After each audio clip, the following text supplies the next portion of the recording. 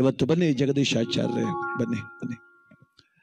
ಈ ದಿವಸ ನಾವು ರಾಜ ಸತ್ಯವ್ರತ ಕಥೆಯ ಜೊತೆಗೆ ಸಾಡೆ ಸಾತಿಯ ಪ್ರಭಾವ ಯಾಕೆ ಬರ್ತದೆ, ಬಂದಾಗ ಏನು ಮಾಡಬೇಕು, ಅದು ಬರದೇ ಇದ್ದಾಗೂ ಇರ್ಬೋದಾ ಅಥವಾ ಆಗೋದಿಲ್ವಾ? ಸಾಡೆ ಸಾತಿ ತಪ್ಪಿಸ್ಕೊಳ್ಳೋಕ್ಕಂತೂ ಆಗಲ್ಲ, ಅದು ಬಂದೇ ಬರ್ತದೆ. 30 ವರ್ಷಕ್ಕೊಂದು ಬಾರಿ ನಮಗೆ ಪ್ರಭಾವ ಬೀರ್ತದೆ. 100 ವರ್ಷ ಆಯಿಸಿದ್ರೆ 3 ಸಲ ಬರೋದು. ಅದು ಯಾರು ಭಯ ಪಡೋದು ಬೇಡ. ಯಾಕೆ ಅಂದರೆ ಸದ್ಯಕ್ಕೆ 2 ಸಲ ಬಂದು ಹೋಗುತ್ತೆ, ನಾವೇ ಹೊಂಟೋಯ್ತೀವಲ್ಲ, ಅಷ್ಟರ ಮಟ್ಟಿಗಾಗಿರೋದು. ಇವಾಗ 60 ವರ್ಷದ ಮೇಲೆ ಬದುಕದೆಲ್ಲ ಬೋನಸ್ಸು ಅಂತ ಬದುಕಬೇಕಿನ್ಮೇಲೆ ಪರವಾಗಿಲ್ವ. 60 ಆಯ್ತಾ ಅನ್ನುವಂಗೆ ಆಯ್ತು ಈಗ ಕತೆ. 100 ಅನ್ನೋಂಗಿಲ್ಲ ಇನ್ಮೇಲೆ, 60 ಆದರೂ ನೀವು ಬದುಕಿದೆಯಾ ಅಂತ. ಆದ್ದರಿಂದ ಆ ಎಲ್ಲ ವಿಚಾರಗಳನ್ನು ಒಳಗೊಂಡಂಥ ಕಥಾಮೃತವನ್ನು ಶ್ರವಣ ಮಾಡ್ತಾ ಮಧ್ಯೆ ಮಧ್ಯೆ ಭಕ್ತಿಗೀತೆಗಳನ್ನು ಆಡ್ತಾ ಸಂಕ್ಷೇಪವಾದ ಕಥಾಭಾಗ ಆಗ್ತದೆ. ತಾವೆಲ್ಲ ವಿನಮ್ರವಾಗಿ ಕುಳಿತು ಆನಂದವಾಗಿ ಕುಳಿತು ಈ ದಿವಸ ಆ ಭಗವಂತನ ನಾಮಾಮೃತವನ್ನು ಸವಿದುಣ್ಣಬೇಕು ಅಂತೇಳಿ ತಮ್ಮಲ್ಲಿ ಮನವಿಯನ್ನು ಮಾಡಿಕೊಳ್ತಾ ಆ ಭಗವಂತ ಶನೈಶ್ವರನ ಕಥಾಭಾಗ ಸತ್ಯವ್ರತ ಕಥಾಭಾಗವನ್ನು ನಾವೆಲ್ಲರೂ ಕೂಡ ಶ್ರವಣ ಮಾಡೋಣ. ಧರೆಯನ್ನು ಹಾಳುತ್ತಲಿರುವನು ರಾಜ ಸತ್ಯವ್ರತನೋ ಮುದದಿಲ್ದಲಿತ.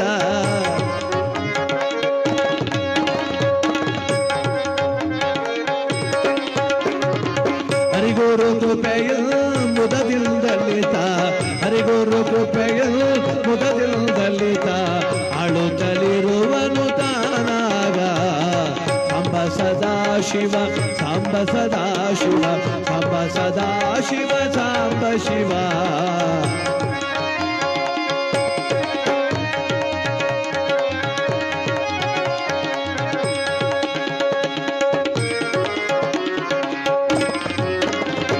ಕಳಿಂಗಪುರವನು ಆಳುತ್ತಲಿರುವ ಗೋವಿಂದ ವರ್ಮನ ಸುತನಾಗ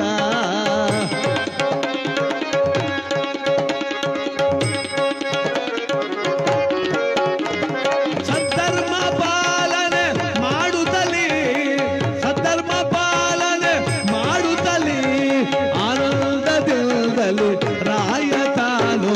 ಕೇಳಿರಿ ಸತ್ಯವ್ರತನ ಚರಿತೆಯ, ಕೇಳಿರಿ ಸತ್ಯವ್ರತನ ಚರಿತೆಯ. ಕಲಿಯುಗದಿ ಮಾನವ ಕುಲ ಕೋಟಿ, ರಾಮ ರಾಮ ರಘುಕುಲ ಸೋಮ.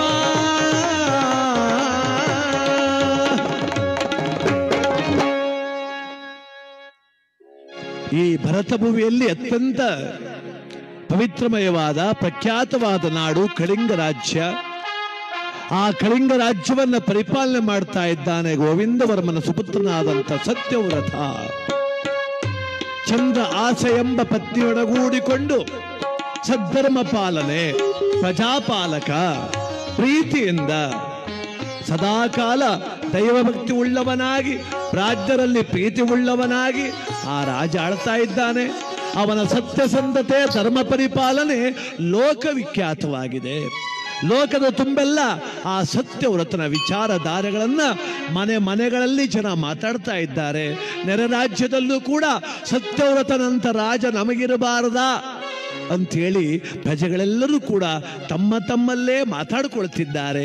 ಹೀಗಿರುವ ಸಂದರ್ಭ ಒಂದಾನೊಂದು ದಿನ ಅತ್ತ ದೇವಲೋಕದಲ್ಲಿ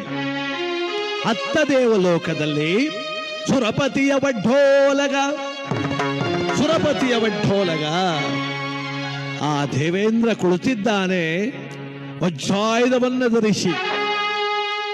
ಅಲ್ಲಿ ಅಷ್ಟದಿಕ್ಪಾಲಕರು, ನವಗ್ರಹವರ್ಯರು, ಗರುಡ ಗಂಧರ್ವ ಕಿನ್ನರ ಕಿಂಪುರುಷರು, ಅಶ್ವಿನಿ ದೇವತೆಗಳು ಒಳಗೊಂಡಂತ ಬ್ರಹ್ಮ ಋಷಿಗಳಾದಂಥ ವಿಶ್ವಾಮಿತ್ರ, ವಶಿಷ್ಠ ಮೊದಲಾದಿ ಆ ಮಹರ್ಷಿಗಳು ಎಲ್ಲರೂ ಸೇರಿರುವಂಥ ಸಮಯ. ಅಂತ ಸಭೆ ತುಂಬಿ ತುಳುಕಾಡ್ತಾ ಇದೆ. ಆ ಸಭೆಗೆ ಬ್ರಹ್ಮಮಾನಸ ಪುತ್ರರಾದಂಥ ತ್ರಿಕಾಲಜ್ಞಾನಿಗಳು, ಮಹನೀಯರಾದಂಥ ನಾರದ ಮಹರ್ಷಿಗಳು ಮಹತಿ ಎಂಬ ವೀಣೆಯನ್ನು ನುಡಿಸುತ್ತ ಅವರ ನಾಮಾಮೃತ ಅವರ ಕಂಚಿನ ಕಂಠದಲ್ಲಿ ಹೊರಹೊಮ್ಮುತ್ತಿದೆ ಭಗವಂತನ ನಾಮ ಸಂಕೀರ್ತನೆ. ಹೇ ಭಕ್ತವತ್ಸಲ ದಯಾನಿದೆ, ಜಯ ಜಯ ಪರಮೇಶ, ಜಯ ಜಯ ಪರಮೇಶ,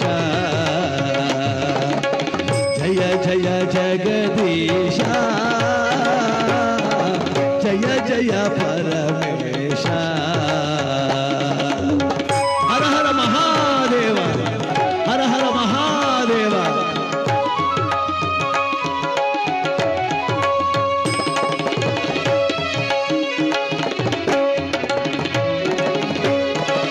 ಗಜ ಚರ್ಮಾಂಬರ ಭಸ್ಮಾಂಗಧರ ಗಜ ಚರ್ಮಾಂಬರ ಭಸ್ಮಾಂಗಧರ ಶೂಲಪಾಣಿ ಏದ ಮರುಗಧರ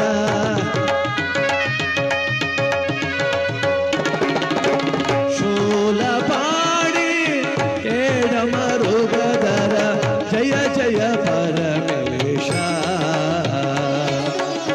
ಜಯ ಜಯ ಪರಮೇಶ ಹರ ಹರ ಮಹಾದೇವ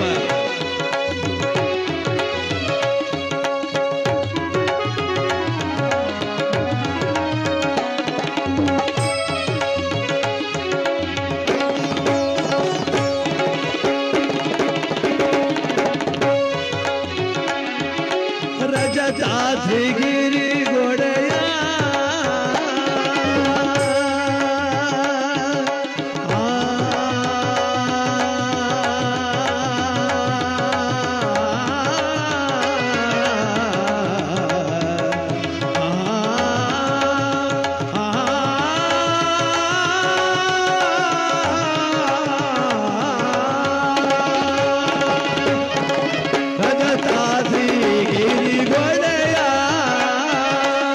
ರಂಜಿತ ಕಾಯ ಹೇ ಮನೋಹರ ಮಹಾದೇವ ಮಹಾದೇವ ರಂಜಿತ ಕಾಯ ಹೇ ಮನೋಹರ ಅನುದಿನ ಧ್ಯಾನವ ಮಾಡುವೆ ಅನುದಿನ ನಿನ್ನ ಧ್ಯಾನವ ಮಾಡುವೆ ಜಯ ಜಯ ಪರಮೇಶ ಹೊರೆಯೋ ಜಗದೀಶ ಜಯ ಜಯ ಪರಮೇಶ ಭಕ್ತವತ್ಸಲ ಗರಳ ಕಂದರ ನಗಮುಖ ಸುಂದರ ಹೇ ಶುಭಂಕರ ಶಿವಶಂಕರ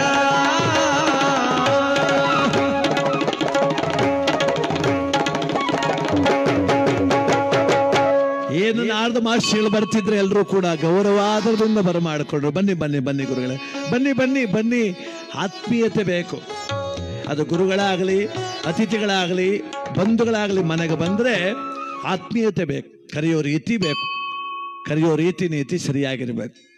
ಊಟ ಹಾಕೋದು ಆಮೇಲೆ ಮಾತಾಡಿಸ್ಬೇಕು. ಮೊದಲು ಚಂದವಾಗಿ ಮಾತಾಡಿಸ್ಬೇಕು.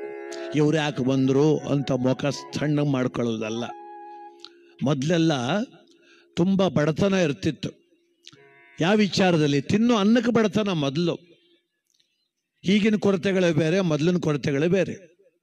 ಮೊದಲು ಅನ್ನ ಇಲ್ಲ, ಬಟ್ಟೆ ಇಲ್ಲ, ಇರ್ಲಿಕ್ಕೆ ಮನೆ ಇಲ್ಲ ಅಂತ, ಅಥವಾ ಮಕ್ಕಳಿಗೆ ಒಳ್ಳೆ ಶಿಕ್ಷಣ ಕೊಡೋಕ್ಕಾಗ್ತಿಲ್ವಲ್ಲ ಅಂತ ಕೊರತೆ.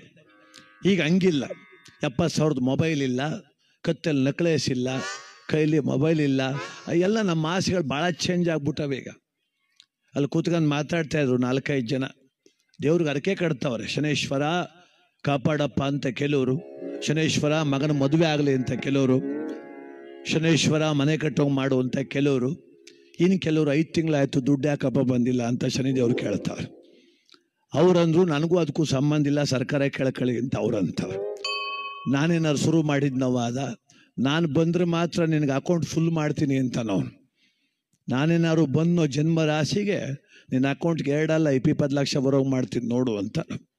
ಅದಕ್ಕೆ ನಮ್ಮ ಆಲೋಚನೆಗಳ ವಿಭಿನ್ನತೆ. ಈಗ ಯಾರಾದರೂ ಮನೆ ಬಾಗಿಲಿಗೆ ಬಂದರೆ ಅವ್ರನ್ನ ಪ್ರೀತಿಯಿಂದ ಸ್ವಾಗತ ಮಾಡಬೇಕು. ಹಿರೀಕರು ಹಂಗೆ ಮಾಡ್ತಿದ್ದು. ಅವ್ರ ಮನೆ ಒಳಗೆ ಏನಿಲ್ಲದೆ ಇದ್ರೂ ಊಟ ಮಾಡ್ಕೊಂಡು ಹೋಗಪ್ಪ, ಊಟ ಮಾಡ್ಕೊಂಡು ಹೋಗು, ಊಟ ಮಾಡ್ಕೊಂಡು ಹೋಗು ಅನ್ನೋರು ಅವರು. ಯಾರಾದರೂ ಮನೆ ಬಾಗಿಲು ಕಳ್ಳ ಬರಲಿ ಸುಳ್ಳ ಬರಲಿ, ಅಜ್ಜಿರು ಕೂತ್ಕೊಂಡ್ಬಿಟ್ರು, ವಯಸ್ಸಾದವ್ರು ಅಜ್ಜಿರು ಕೂತ್ಕೊಂಡಿರೋರು, ಕೂಟಾಣಿಗೆ ಎಲ್ಲಡಕ್ಕೆ ಹಾಕೊಂಡು ಕೂತ್ಕೊಂಡು ಕೂತಿರೋರು ಅವರು. ಒಳಗೆ ಸೊಸೆ ಬೈಯೋಳು, ಏನು ಮಾಡಿ ಕೂಳಂಗೆ ಕರೀತಾವಳು ಇವಳು ಒಬ್ಳು ಅಂತ. ಈ ಅಜ್ಜಿ ಮಾತ್ರ ಬಾಪ ಊಟ ಮಾಡು, ಯಾವ್ರ ಮಗ ನೀನು, ಕುಂತ್ಕೊಂಡು ನೀರು ಕುಡಿ ಅನ್ನೋಳು. ಈಗ ಮನೆಗೆ ನೆಂಟ್ರ ಕರಿಗೆ ಭಯ. ನಮ್ಮ ಫ್ರೆಂಡ್ ಮನೆಗೆ ಅಡುಗೆ ಮಾಡಿ, ನನ್ನ ಫ್ರೆಂಡ್ನ ಮನೆಗೆ ಊಟಕ್ಕೆ ಕರಿಬೇಕಾದ್ರೆ ನನ್ನ ಹೆಂಡ್ತಿಗೆ ಮೊದಲೇ 15 ದಿನ ಅನ್ನುವಂಗೆ ಅರ್ಜಿ ಹಾಕ್ಬೇಕು. ನಾವು ಅರ್ಜಿ ಬರೆದು ಅವ್ರು ಕೇಳ್ತಾರೆ ಯಾರು ಬಂದರು, ಅವನು ಎಂಥ ಗತಿಗೆ ಇಟ್ಟವ್ರು ನಮ್ಮ ಮನೆಗೆ ಬತ್ತಾರವನು, ಯಾಕೆ ಬತ್ತಾವನೆ, ನಿನಗೂ ಅವನಿಗೂ ಎಷ್ಟು ವರ್ಷದಿಂದ ಪರಿಚಯ, ಏನು ನೆಟ್ಟಿಗೆ ಬಂದು ಅನ್ನ ತಿಂದಾನೋ ಎಣ್ಣೆ ಗಿಣ ಒಳ್ಕೊಂಡು ಅವತಾರ ಆಡಾನೋ, ಅವನು ಏನಾರ ಕುಡಿದು ಬಂದರೆ ಈಗಲೇ ಹೇಳ್ತೀನಿ ಅವನು ನಿನ್ನಿಬ್ಬರನ್ನೂ ಆಚೆಗೆ ಹಾಕ್ಬಿಡ್ತೀನಿ ಅಂತ ಒಂದೇ ಮಾತುಕಂತ. ಯಾರನ್ನ ಕರಿಯಪ್ಪ ಒಂದು ತೂತು ಏನು ನಮ್ಮಲ್ಲ ಅದು ಹಾಕಿ ಕಳಿಸುವ ಅನ್ನೋದಿಲ್ಲ. ಅಲ್ಲ ರೀ, ನಮ್ಮ ಅನುಕೂಲಕ್ಕೆ ತಕ್ಕಂಗೆ ಬರ್ತಾರ ನೆಂಟರು. ನಾವು ಹೇಳ್ದಂಗೆ ಚೈನಾ ಹಾಕ್ಕೊಂಡು ಭಾಳ ಸ್ವಚ್ಛವಾಗಿ ಬಂದವ್ರು ಮಾತ್ರ ನೆಂಟ್ರ ಅಂದರೆ ಕೊಳಕು ಬಟ್ಟೆ ಹಾಕ್ತವ್ರು ಯಾರು ಒಳ್ಳೆಯವ್ರು ಇಲ್ವ ಈ ಪ್ರಪಂಚದೊಳಗೆ? ಎಲ್ಲ ಬಹಳ ಬಿಳಿ ಉಡುಪು ಹಾಕ ಕೂತೀವನಪ್ಪ. ನಾನು ಕತ್ತೊಂದು ತುಂಬ ಮಣಿ ಹಾಕಿದ್ದೀನಿ, ನಾಮ ಎಲ್ಲ ಹಚ್ಚಿದ್ದೀನಿ. ನನ್ನ ಮನ್ಸೊಳಗೆ ಏನು ನಡೀತದೆ ನಿಮಗೆ ಗೊತ್ತಾ? ಒಳ್ಳೇದು ನಡೀತಾ ಇರ್ಬೋದು, ಕೆಟ್ಟದ್ದು ನಡೀತಿರ್ಬೋದು. ಅದಕ್ಕೆ ಮುಖ ನೋಡಿ ಮಣೆ ಹಾಕಬೇಡ ಅಂದರು. ಯಾರಾದರೂ ಮನೆಗೆ ಬಂದರೆ ಅತಿಥಿಗಳನ್ನು ಗೌರವಾದರದಿಂದ ಸ್ವೀಕಾರ ಮಾಡಬೇಕು. ಯಾಕೆ ಮಾತು ಹೇಳಿದೆ ಅಂದರೆ, ನಾರದ ಮಹರ್ಷಿಗಳು ಬಂದರೆ ಅತ್ಯಂತ ಅಕ್ಕರೆಯಿಂದ ಬನ್ನಿ ಬನ್ನಿ ಬನ್ನಿ ಬನ್ನಿ ಬನ್ನಿ ಗುರುಗಳೇ, ದೇವೇಂದ್ರಾದಿಯಾಗಿ ಎಲ್ಲರೂ ಯಥೋಚಿತವಾದ ಗೌರವ ಕೊಟ್ಟರು. ಆ ನಾರದ ಮಹರ್ಷಿಗಳು ಬಂದು ಕೊಡುತ್ತರು. ಆಗ ಆ ಮಹನೀಯನಾದಂಥ ಸುರಪತಿ ದೇವೇಂದ್ರ ಕೇಳ್ತಿದ್ದಾನೆ, ಪೂಜ್ಯರೇ, ಎತ್ತಲಿಂದ ನಿಮ್ಮ ಪಯಣ, ಒತ್ತು ತಂದಿರ ಸುವಾರ್ತೆಗಳ. ನೀವು ಸುಮ್ಮನೆ ಬರೋದಿಲ್ಲ, ಬಂದಾಗ ಏನಾದರೂ ಒಂದು ಒಳ್ಳೆ ವಿಚಾರ ಹೇಳ್ತೀರಿ, ನಾವು ಅದು ಕೇಳಬೇಕು ಅಂತಾನೆ ಕಾಯ್ತಾ ಇದ್ದೇವೆ. ಹೇಳಿ ಗುರುಗಳೇ, ಎಲ್ಲಿಂದ ಬಂದ್ರಿ? ಅದಕ್ಕೆ ಆ ನಾರದ ಮಹರ್ಷಿಗಳು ಹೇಳ್ತಿದ್ದಾರಪ್ಪ, ಸಪ್ತಲೋಕದಲ್ಲಿ ಶ್ರೇಷ್ಠವೆನಿಸಿರುವ ಭೂಲೋಕದಿಂದ ಬಂದೆ. ಸಪ್ತಲೋಕದಲ್ಲಿ ಶ್ರೇಷ್ಠ, ಈ ದೇವಲೋಕ ಬದಲುಗೊಂಡು ಯಾಕೆ ಶ್ರೇಷ್ಠ ಅಂದ್ರೆ, ನೋಡಪ್ಪ ನೀವೆಲ್ಲ ಮರಣ ಗೆದ್ದವರು ದೇವತೆಗಳು. ನೀವು ಒಳ್ಳೇದು ಮಾಡಿದ್ರು ಬದುಕೇ ಇದ್ದೀರಿ, ಕೆಟ್ಟದ್ದು ಮಾಡಿದ್ರು ಬದುಕೇ ಇದ್ದೀರಿ. ಆದರೆ ಮಾನವ ಜೀವ ಅನ್ನೋದಿದೆಯಲ್ಲ, ಅದು ಜನಿಸಿ ಕರ್ಮ ಫಲವನ್ನು ಅನುಭವಿಸಿ ಸುಖ ದುಃಖಗಳಲ್ಲಿ ಮುಳುಗೆದ್ದು ಕೊನೆಗೆ ಮರಣ ಹೊಂದುತ್ತದೆ. ಅಷ್ಟರೊಳಗೆ ದೇವರು, ಭಕ್ತಿ, ಭಾವನೆ, ದಾನ, ಧರ್ಮದಿಂದ ಪುನೀತರಾಗ್ತಾರೆ. ಅದಕ್ಕೆ ಭೂಲೋಕವೇ ಶ್ರೇಷ್ಠವಾದದ್ದಪ್ಪ ಅಂತ ಭೂಲೋಕದಿಂದ ಬಂದೆ. ಹೌದೇ ಸ್ವಾಮಿ, ಆ ಭೂಲೋಕದಲ್ಲಿ ವಿಶಿಷ್ಟವಾದದ್ದೇನಾದರೂ ಕಂಡ್ರ? ಅಂತ ವಿಶಿಷ್ಟವೇನೂ ಇಲ್ಲ ಸುರಪತಿ. ಆದರೆ ಒಂದು ವಿಚಾರ ಮಾತ್ರ ಎಲ್ಲ ಕಡೆಯೂ ಮೊಳಗ್ತಾ ಇದೆಯಪ್ಪ. ಏನ್ ಸ್ವಾಮಿ ಅದು? ಎಲ್ಲಿ ನೋಡಿದರೂ ಸತ್ಯವ್ರತನ ಕೀರ್ತಿಯದು ಮೊಳಗುತ್ತಿದೆ ಆ ಭೂಲೋಕದಿ.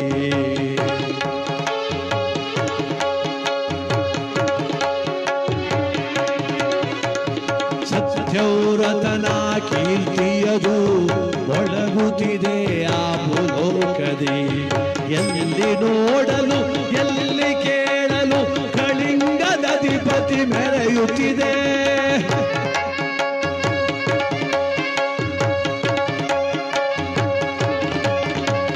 ಸತ್ಯವ್ರತನ ಸತ್ಯದ ಕೀರ್ತಿ ಮೊಳಗುತ್ತಿದೆ ಭೂಲೋಕದಲ್ಲಿ. ಎಲ್ಲಿ ನೋಡಿದ್ರು ಒಂದೇ ವಿಚಾರವಪ್ಪ, ಸತ್ಯವ್ರತ ಸತ್ಯವ್ರತ ಸತ್ಯವ್ರತ. ಹೆಸರಿಗೆ ತಕ್ಕಂತೆ ಸತ್ಯವನ್ನೇ ವ್ರತವನ್ನಾಗಿ ಆಚರಣೆ ಮಾಡ್ತಾ ಇದ್ದಾನೆ. ಉಸಿಯ ನಾಡದವನು, ಪರರಿಗೆ ಕೇಡು ಬಯಸದವನು, ರಾಜ್ಯ ಸಂಪಾದನೆಗಾಗಿ ನೆರರಾಜ್ಯದ ಜೊತೆ ಸದಾಕಾಲ ಶತ್ರುತ್ವವನ್ನು ಬೆಳೆಸದವನು, ಪ್ರಜಾಪಾಲಕನು, ಪಂಡಿತರಲ್ಲಿ ಗುರು ಹಿರಿಯರಲ್ಲಿ ಭಕ್ತಿ ಭಾವನೆ ಹೊಂದಿದವನು, ದೇವರೆಂದರೆ ದಿವ್ಯವಾದ ಭಕ್ತಿ ಉಳ್ಳವನು. ಇವೆಲ್ಲವೂ ಒಂದೇ, ಅವನೇ ಸತ್ಯವ್ರತ, ಅವನ ಕೀರ್ತಿ. ದೇವೇಂದ್ರ ಹೇಳ್ತಿದ್ದಾನೆ, ಏನು ಪೂಜ್ಯರೇ, ಸಾಮಾನ್ಯ ಮಾನವನಾಗಿ ಅವತರಿಸಿದ ಒಬ್ಬ ಮಹಾನುಭಾವ ಇಷ್ಟೆಲ್ಲ ಕೀರ್ತಿವಂತನಾಗಿ ಬಾಳ್ತಾ ಇದ್ದಾನೆ. ಅದಕ್ಕೆ ನಾರದರು ಹೇಳ್ತಿದ್ದಾರೆ, ಮಾನವನ ರೂಪದಲ್ಲಿರುವಂತ ದೈವವೇನೋ ಎಂಬಂತಿದ್ದಾನಪ್ಪ ಅವನು. ಅವನ ಸತ್ಯನಿಷ್ಠೆಯನ್ನು ಇಂಚು ಕದಲಿಸಲು ಯಾರಿಂದಲೂ ಸಾಧ್ಯವಿಲ್ಲ. ಏನು ಹೇಳ್ತೀರಿ ಸ್ವಾಮಿ? ಅವನ ಸತ್ಯನಿಷ್ಠೆಯನ್ನು ಕದಲಿಸಲು ಸಾಧ್ಯವಿಲ್ಲವೇ? ಹೇಗೆ ಹೇಳ್ತೀರಿ? ಅಯ್ಯ, ಮನಸ್ಸಿನೊಳಗಿರ್ತಕ್ಕಂಥ ಕಾಮ, ಕ್ರೋಧ, ಲೋಭ, ಮೋಹ, ಮದ, ಮಾತ್ಸರ್ಯ ಎಂಬ 6 ಶತ್ರುಗಳನ್ನು ಯಾರು ಗೆಲ್ತಾರೋ ಅವರನ್ನ ಯಾವ ವಿಧಿಯು ಅಲುಗಾಡಿಸಲು ಸಾಧ್ಯವಿಲ್ಲ. ದೇವತೆಗಳು ಪ್ರಯತ್ನ ಪಟ್ಟರೂ ಅವನ ಸತ್ಯವ್ರತವನ್ನು ಭಂಗ ಮಾಡಲು ಸಾಧ್ಯವಿಲ್ಲ. ಅದಲ್ಲದೆ ಜನ್ಮರಾಶಿ ಪ್ರವೇಶ ಮಾಡಿ ಉಚ್ಚ ನೀಚ ಫಲವನ್ನು ಕೊಡುವ ನವಗ್ರಹಗಳಿಂದಲೂ ಅವನ ಸತ್ಯ ನಿಷ್ಠೆಯನ್ನು ಕೆಡಿಸಲು ಸಾಧ್ಯವಿಲ್ಲ. ನಾರದರ ಮಾತು ಕೇಳುತ್ತಾ ಕುಳಿತಿದ್ದ ಸಪ್ತಮ ಗ್ರಹ ಶ್ರೇಷ್ಠ ಛಾಯಾತನಯ ಆ ಭಗವಾನ್ ಶನೈಶ್ವರ ಕುಳಿತಲ್ಲಿಯೇ ನಕ್ಕ. ನಾರದರೇ, ಏನು ಹೇಳುತ್ತಿರುವಿರಿ? ಬರುವಾಗಲೇ ಕಲಹವನ್ನು ಒತ್ತು ತಂದಿರುವಂತೆ ಕಾಣುತ್ತಿದೆ. ಯಾರ ವಿಚಾರವನ್ನು ಉಸುರುತ್ತಿರುವಿರಿ? ಕಳಿಂಗದಧಿಪತಿ ಸತ್ಯವ್ರತ.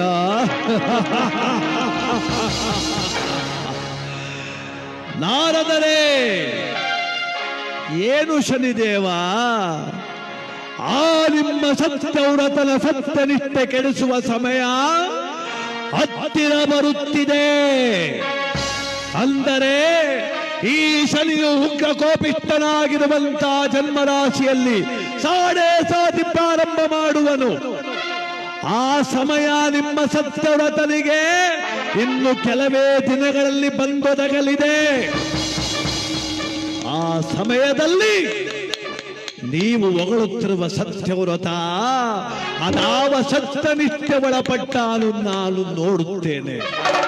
ಶನೇಶ್ವರ, ಅದು ಬೇರೆಯವರ ವಿಚಾರದಲ್ಲೇ ಹೊರತು ಸತ್ಯವ್ರತನ ವಿಚಾರದಲ್ಲ. ನೀನು ಎಷ್ಟು ಕಷ್ಟ ಕೊಟ್ಟರು, ಅನ್ನಕ್ಕೆ ಅಲಸಿದರು, ರಾಜ್ಯ ಭ್ರಷ್ಟನನ್ನಾಗಿ ಮಾಡಿದರು, ಸತ್ಯವ್ರತ ಮಾತ್ರ ತನ್ನ ಧರ್ಮನಿಷ್ಠೆ ಬಿಡುವನಲ್ಲ. ಶನೇಶ್ವರ, ನೀನೇನಾದರೂ ಅವನ ಸತ್ಯನಿಷ್ಠೆ ಕೆಡಿಸಲು ಹೊರಟರೆ ನಿನಗೆ ಅಪಜಯ. ಆರದರೆ ಅಪಮಾನ ಸಹಿಸಲಾಗದ ಅಪಮಾನ,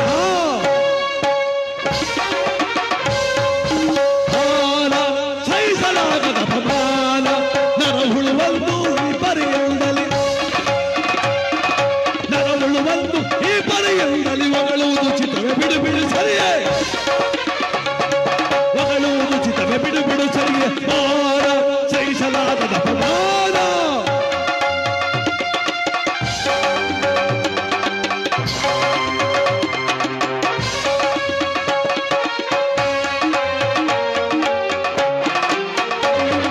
ಸತ್ಯನಿಷ್ಠೆಯ ಭಂಗ ಮಾಡುವೆ, ಸತ್ಯವ್ರತನನ್ನು ಬೀದಿಗೆ ತಳ್ಳುವೆ. ವಿಧಿಯ ಮುಂದೆ ತಾನೆಲ್ಲಲಾಗದೆ ಕಣ್ಣೀರಿಡುವುದನ್ನು ನೋಡುವೆ. ವಿಧಿಯ ಮುಂದೆ ತಾನೆಲ್ಲಲಾಗದೆ ಕಣ್ಣೀರಿಡುವುದನ್ನು ನೋಡುವೆ. ಮಾನ ಸಹಿಸಲಾಗದ ಅಪಮಾನ, ಮಾನ ಸಹಿಸಲಾಗದ ಅಪಮಾನ. ನರಳುವಂದು ಪರಿಪರಿಯಂದರೆ ಹೊಗಳುವುದು ಚಿತ್ತವೇ ಬಿಡು ಬಿಡು ಸರಿಯೇ, ನರಳುವಂದು ಪರಿಪರಿವಿದದಲ್ಲಿ ಹೊಗಳುವುದು ಚಿತ್ತವೇ ಬಿಡು ಬಿಡು ಸರಿಯೇ. ಮಾನ ಸಹಿಸಲಾಗದ ಅಪಮಾನ, ಮಾನ ಸಹಿಸಲಾಗದ ಅಪಮಾನ, ಮಾನ ಸಹಿಸಲಾಗದ ಅಪಮಾನ. ಆಲದಲೇ ಮತ್ತೊಂದು ಮಾತು ಉಚ್ಚರಿಸಿದ್ರಿ, ಎಚ್ಚರ. ದೇವತೆಗಳಿಗೆ ಅಪಮಾನ ಮಾಡಲು ಬಂದಿರುವಿರಾ?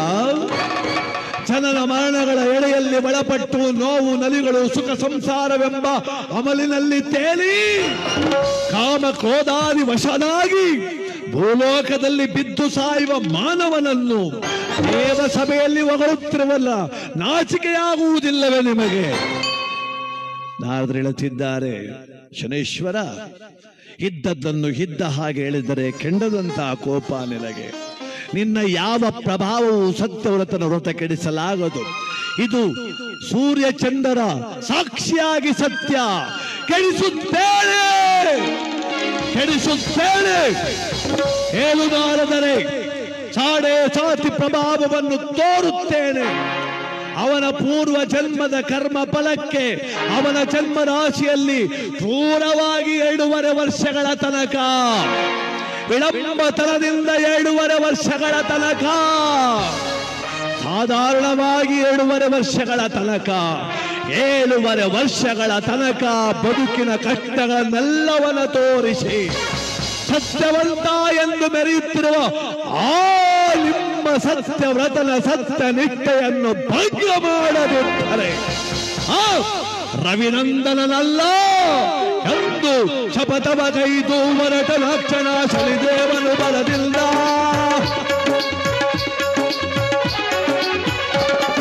ಶಪಥವ ಕೈದು ಹೊರಟ ಲಕ್ಷಣ ಶನಿದೇವನು ಬರದಿಲ್ಲ.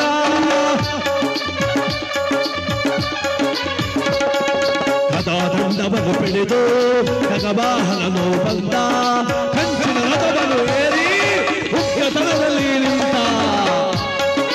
ನೀರಾಂಜನ ಸಮಭಾಸ ರವಿ ಪುಣ್ಯಮಾಕ್ಷಜ ಛಾಯಾ ಮಾರ್ತಾಂಡ ಸಂಭೂತ ತನ್ನ ಮಾಮಿ ಶನೇಶ್ವರ. ಶನಿದೇವನ ಪಾದಕ್ಕೆ ಗೋವಿಂದ, ಛಾಯಾತನ ಪಾದಕ್ಕೆ ಗೋವಿಂದ. 7.5 ಅಂತಾರೆ. 7.5 ಅಂದ್ರೆ ಕೇವಲ ಈಗ ಮಾಡೋ ತಪ್ಪಿಗೆ ಬರೋ ಸಮಸ್ಯೆ ಅಲ್ಲ, ಅದು ಪೂರ್ವ ಜನ್ಮದ ಕರ್ಮ ಫಲ. ಈಗೆಲ್ಲ ಪೂಜೆ ಮಾಡಿ 1 ಮೂಟೆ ಅಕ್ಕಿ ತಗೊಟ್ಟು ಅದು ಬರ್ದಂಗೆ ಮಾಡ್ಕೊಂತೀನಿ ಅಂದರೆ ಸಾಧ್ಯ ಇಲ್ಲ, ಬಂದೇ ಬರ್ತದೆ ಅದು. ಆ ಫಲ ಹೇಗೆ ಅಂದರೆ ಉನ್ನತ ಸ್ಥಿತಿಗೂ ತಗೊಂಡು ಹೋಗ್ತದೆ, ಪಾತಾಳಕ್ಕೂ ಇಳಿಸ್ಬಿಡ್ತದೆ. ಪ್ರಭಾವ ಶನೇಶ್ವರ ಅಂದ್ರೆ ಕ್ರೂರ ಅಲ್ಲ, ಪ್ರಭಾವ. ಶನಿ ಪ್ರಭಾವ ಅಂತ ಹೆಸರು, ಶನಿ ಕ್ರೂರ ಅಂತಲ್ಲ. ತನ್ನ ಮೇಲೆ ನಮ್ಮ ಮೇಲೆ ಪ್ರಭಾವ ಬೀರ್ತಾನೆ. 7.5 ಪ್ರಭಾವ 2.5 ವರ್ಷಗಳ ತನಕ ಇರ್ತದೆ. ಒಂದು ರಾಶಿಯಲ್ಲಿದ್ದರೆ ಅದರ ಹಿಂದಿನ ಮುಂದಿನ ರಾಶಿಗೂ ಕೂಡ ಪರಿಣಾಮ ಬೀರ್ತದೆ. ಆ ಜನ್ಮರಾಶಿಯಲ್ಲಿದ್ದಾಗ ನೋಡಿ ಏನೇನು ಸಮಸ್ಯೆ ಆಗ್ತದೆ ಅಂದರೆ, ನಮಗೆ ಪ್ರಾಣ ನಷ್ಟ ಆಗೋದಿಲ್ಲ, ಸಾವು ತರೋದಿಲ್ಲ ಭಗವಂತ. ಸಾವಿಗಿಂತಲೂ ಸತ್ತೋದ್ರೆ ಆಗ್ತದಲ್ಲ ಅನ್ನುವಷ್ಟು ಅಪಮಾನ. ತುಂಬಾ ಚಂದವಾಗಿದ್ದ ಸ್ನೇಹಿತ ಎದುರು ಬೀಳ್ತಾನೆ. ಎತ್ತ ಮಕ್ಕಳು ತಿರುಗಿ ಮಾತಾಡ್ತಾರೆ. ನಾವೇನ್ ತಪ್ಪು ಮಾಡದೇ ಇದ್ರು ಅಪವಾದ ನಮ್ಮ ಮೇಲೆ ಬರ್ತದೆ. ಇವೆಲ್ಲ ಆ ಭಗವಂತನ 7.5 ಪ್ರಭಾವ.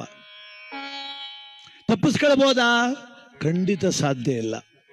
ಅದು ಬರದಂಗೆ ಮಾಡ್ಕೊಳ್ಳಿಕ್ಕೆ ಸಾಧ್ಯ ಇಲ್ಲ. ಆದರೆ ಆ ಸಮಯದಲ್ಲಿ ಧೃತಿಗೆಡಬಾರ್ದು. ಪೂಜೆ, ಭಕ್ತಿ, ಭಾವನೆ, ಅನ್ನದಾನ, ತಲ್ಲೀನತೆ ಆಗಬೇಕು ನಾವು. ಕಾರಣ ಏನು ಅಂದರೆ, ಇನ್ನು ಅದು ಗೆಲ್ಲಲಿಕ್ಕೆ ನಾವು ಯುದ್ಧ ಮಾಡೋ ಶಕ್ತಿ ಇಲ್ಲ. ಶನೇಶ್ವರನ ಮೇಲೆ ಯುದ್ಧ ಮಾಡೋಕ್ಕಾಗ್ತದ? ಜಗಳ ಮಾಡ್ಲಿಕ್ಕಾಗ್ತದ? ಕೋರ್ಟ್ಗೆ ಹೋಗಿ ಕೇಸ್ ಹಾಕ್ತೀನಿ, ಯಾಕೋ ಬಂದೆ ನನ್ನ ಜನ್ಮರಾಶಿಗೆ ಅಂತ ಕೇಳಲಿಕ್ಕಾಗ್ತದ? ಆಗೋದಿಲ್ಲ. ಅದಕ್ಕೇನು ಮಾಡಬೇಕು? ವಿನೀತ ಭಾವನೆ. ಯಾರೋ ನಮ್ಮನ್ನು ಬೈತಿರ್ತಾರೆ, ತಿರುಗಿ ನಾವು ಬೈತಾನೆ ಇದ್ದಿರ್ತಾನೆ, ಜಗಳ ಮುಂದುವರಿದು ತಲೆ ತೆಗೆಸ್ಕೊಂಡು ನಿಂತ್ಕೊಬಿಟ್ರು ಎಷ್ಟೊತ್ತಾನೆ ಬೈತಾನ ಅವನು ಅಲ್ವಾ? ಯಾರೋ ಒಬ್ಬ ಭಿಕ್ಷುಕ ಹೋಗ್ತಾ ಇದ್ನಂತೆ, ಒಂದು ಮನೆ ಮುಂದೆ ನಿಂತ್ಕೊಂಡ. ಅಮ್ಮ ತುಂಬಾ ಹಸ್ತಿದ್ದೀನಿ, ಏನಾದ್ರೂ ಕೊಡು ತಾಯಿ ಎಂದ. ಆ ಮನೆ ಯಜಮಾಂತಿ ತುಂಬಾ ಗೈಯಾಳಿ, ಹೆಸರು ಮಾತ್ರ ಶಾಂತಮ್ಮ. ಊರವನಿಗೆಲ್ಲ ಜಗಳ ಮಾಡೋಳು ಆ ತಾಯಿ. ಹೆಸರು ಮಾತ್ರ ಯಾರೋ ಕಟ್ಬಿಟ್ಟು ಅವ್ರು ಶಾಂತಮ್ಮ ಅಂತ. ಒಂದಿನೊಂದು ಶಾಂತಿ ಇಲ್ಲ ಅವಳು. ಪಾಪ ಅವಳು ಗಂಡ ಅಂತೂ ಹಿಂಗೆ ದೇವಸ್ಥಾನ ತಗ ಬಂದು ಮನೆ ಕಬಿಡುವ. ಫೋನ್ ಮಾಡಿದಾಗ ಹೋಗಿ ಊಟ ಮಾಡ್ಕವ, ಊಟ ಆಯ್ತದಂಗೆ ಓಡ್ ಬಂದ್ಬಿಡು ವಾಪಸ್. ಅಂತ ಶಾಂತಮ್ಮ ಅವಳು. ಇವನೋ ಭಿಕ್ಷದವನ್ ನಿಂತ. ಭಿಕ್ಷದವನೇಂತ ಕೇಳ್ದ, ಅಮ್ಮ ಒಂದು ತನ್ನ ಕೊಡು ಅಂದ. ಇಲ್ಲ ಕೊಡ್ಬೇಕಿತ್ತು, ಇಲ್ಲ ಅನ್ಬೇಕಲ್ವಾ. ಬೈದ್ಲು ನಿನಗೆ ಅಂಥದೋ ಬಂದಿರೋದು, ಕತ್ತರಿಸಿದ್ರೆ ನಾಕಾಳ ಐತಿಯಲ್ಲೋ, ಕೂಲಿ ಕೆಲಸ ಮಾಡೋ, ನಮ್ಮನೆ ಬಾಗ್ಲು ಬಂದಿದೆಯಲ್ಲ, ಹಾಗೆ ಹೀಗೆ ಅಂತ 20 ನಿಮಿಷ ಬೈದ್ಲು ಶಾಂತಮ್ಮ. ಆ ಭಿಕ್ಷುಕ ಏನು ಮಾತಾಡದೆ ನಿಂತ. ತುಂಬ ಪ್ರಜ್ಞೆ ಉಳ್ಳವನು ಅವನು. ಏನೋ ಪಾಪ ಅವನ ಕೈಲಿ ಆಗಲ್ಲ, ಪೂರ್ವಜನ್ಮದ ಕರ್ಮ, ಭಿಕ್ಷಾ ಬೇಡ್ತಿದ್ದ ಅಷ್ಟೇ. ಎಲ್ಲ ಬೈದಾಯ್ತಲೆ, ಅಮ್ಮ ಮುಗೀತಮ್ಮ ಅಂದ. ಅವಳನ್ಲು, ಎಂಥವನಿರ್ಬೇಕಯ್ಯ ನೀನು, ಕಿತ್ತೋದವನು, ಇಷ್ಟು ಬೋದ್ರೂ ಮುಗೀತಾ ಅಂತೀಯಲ್ಲ ನೀನು. ಇರ್ಲಿ ತಾಯಿ, ಆಯ್ತು. ಇದುವರೆಗೂ ನಾನು ಒಳ್ಳೇದನ್ನೇ ಕೇಳ್ತಿದ್ದೆ, ಇವತ್ತೊಂದಿನ ಕೆಟ್ಟದ್ದು ಕೇಳಿದೆ ಅಂದರೆ ಅದು ನಿನ್ನ ಕರ್ಮ ಅಲ್ಲ ತಾಯಿ, ನನ್ನ ಕರ್ಮ. ಆಗಲಿ ಅಮ್ಮ, ಇಷ್ಟೆಲ್ಲ ಬೈದೆ ಆಯ್ತು, ಇನ್ನೊಂದು 4 ಸಲ ಬೈಕೋ, ಒಂದು ಸ್ವಲ್ಪ ಅನ್ನ ಕೊಡು ಅಂತ ಅವನು.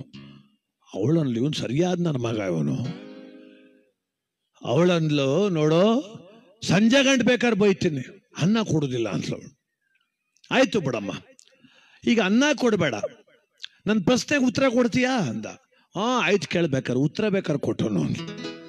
ಶಾಂತಮ್ಮ, ಯಾರೋ ಫೋನ್ ಮಾಡ್ತಾರೆ, ನಾಳೆ ನಿಮ್ಮ ಮನೆಗೆ ಹಬ್ಬಕ್ಕೆ ಊಟಕ್ಕೆ ಬರ್ತೀವಿ ಅಂತ ನಿಮ್ಮ ಮನೆಗೆ ಫೋನ್ ಮಾಡ್ತಾರೆ. ತುಂಬ ಹೊಸ್ನೆಂಟ್ರು, ನಿನಗೆ ಭಾಳ ಪ್ರೀತಿ, ಅವ್ರು ಬರ್ತಾರೆ ಅಂದರೆ ನೀನು ಬಗೆ ಬಗೆ ಅಡುಗೆ ಎಲ್ಲ ಮಾಡ್ತೀವಿ.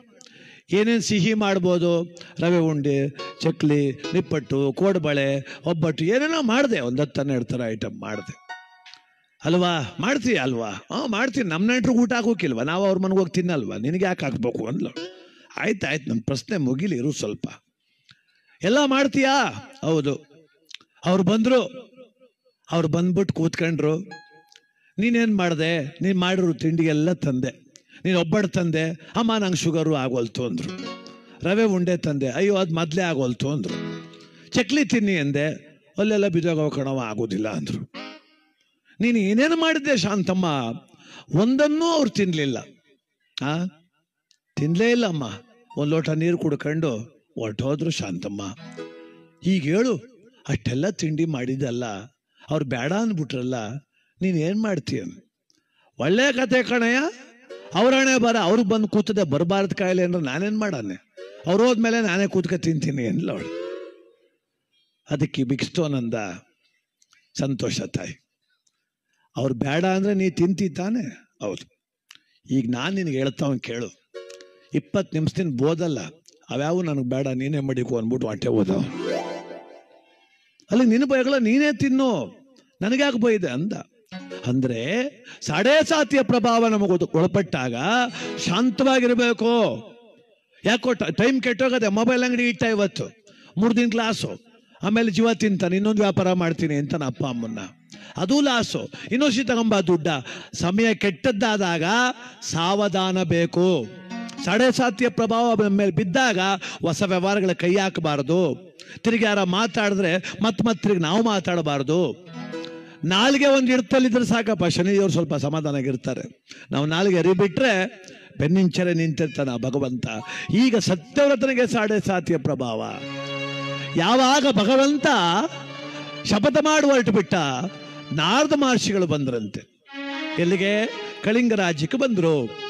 ಅಲ್ಲಿ ಆ ಸತ್ಯವ್ರತನ ಸಭೆಗೆ ಆ ಬ್ರಹ್ಮ ಮಾನಸ ಪುತ್ರ ಆದ ನಾರದ ಮಹರ್ಷಿಗಳು ಭಗವಂತನ ಧ್ಯಾನ ಮಾಡ್ತಾ ಬರ್ತಿದ್ದಾರೆ. ಪಾವನ ಪುರುಷ ಹರೇ ದೇವ ಪಾರ್ವತಿ ರಮಣ ಹರೇ ದೇವ, ಪಾವನ ಪುರುಷ ಹರೇ ದೇವ ಪಾರ್ವತಿ ರಮಣ ಹರೇ ದೇವ, ನಾಗಭೂಷಣ ಕರುಣಾಭರಣ,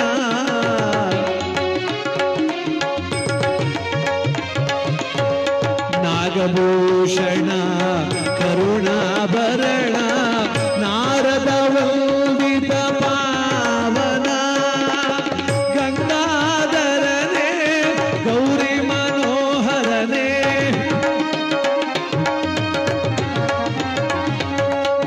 ಗಂಗಾಧರನೇ ಗೌರಿ ಮನೋಹರನೇ, ಪಾವನ ಪುರುಷ ಹರೇ ದೇವ ಪಾರ್ವತಿ ರಮಣ ಹರೇ ದೇವ, ಪಾವನ ಪುರುಷ ಹರೇ.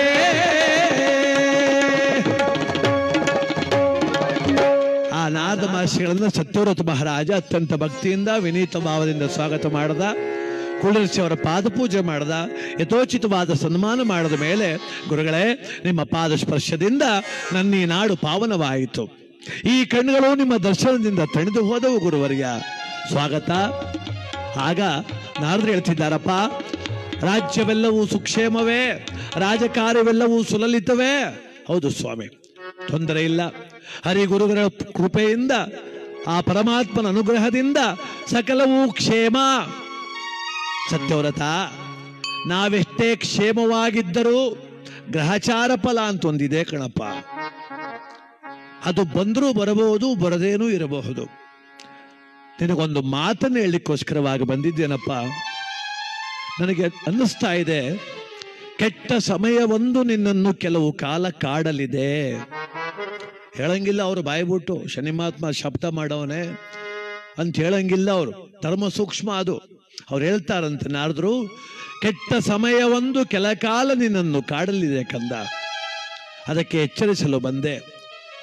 ಈ ಸಮಯ ಎಂತಹುದೆಂದರೆ, ನಿನ್ನವರೆಂಬುವರನ್ನಲ್ಲ ನಿನ್ನನ್ನೇ ನೀ ನಂಬಬಾರದು ಅಂತ ಸಮಯ ಇದು.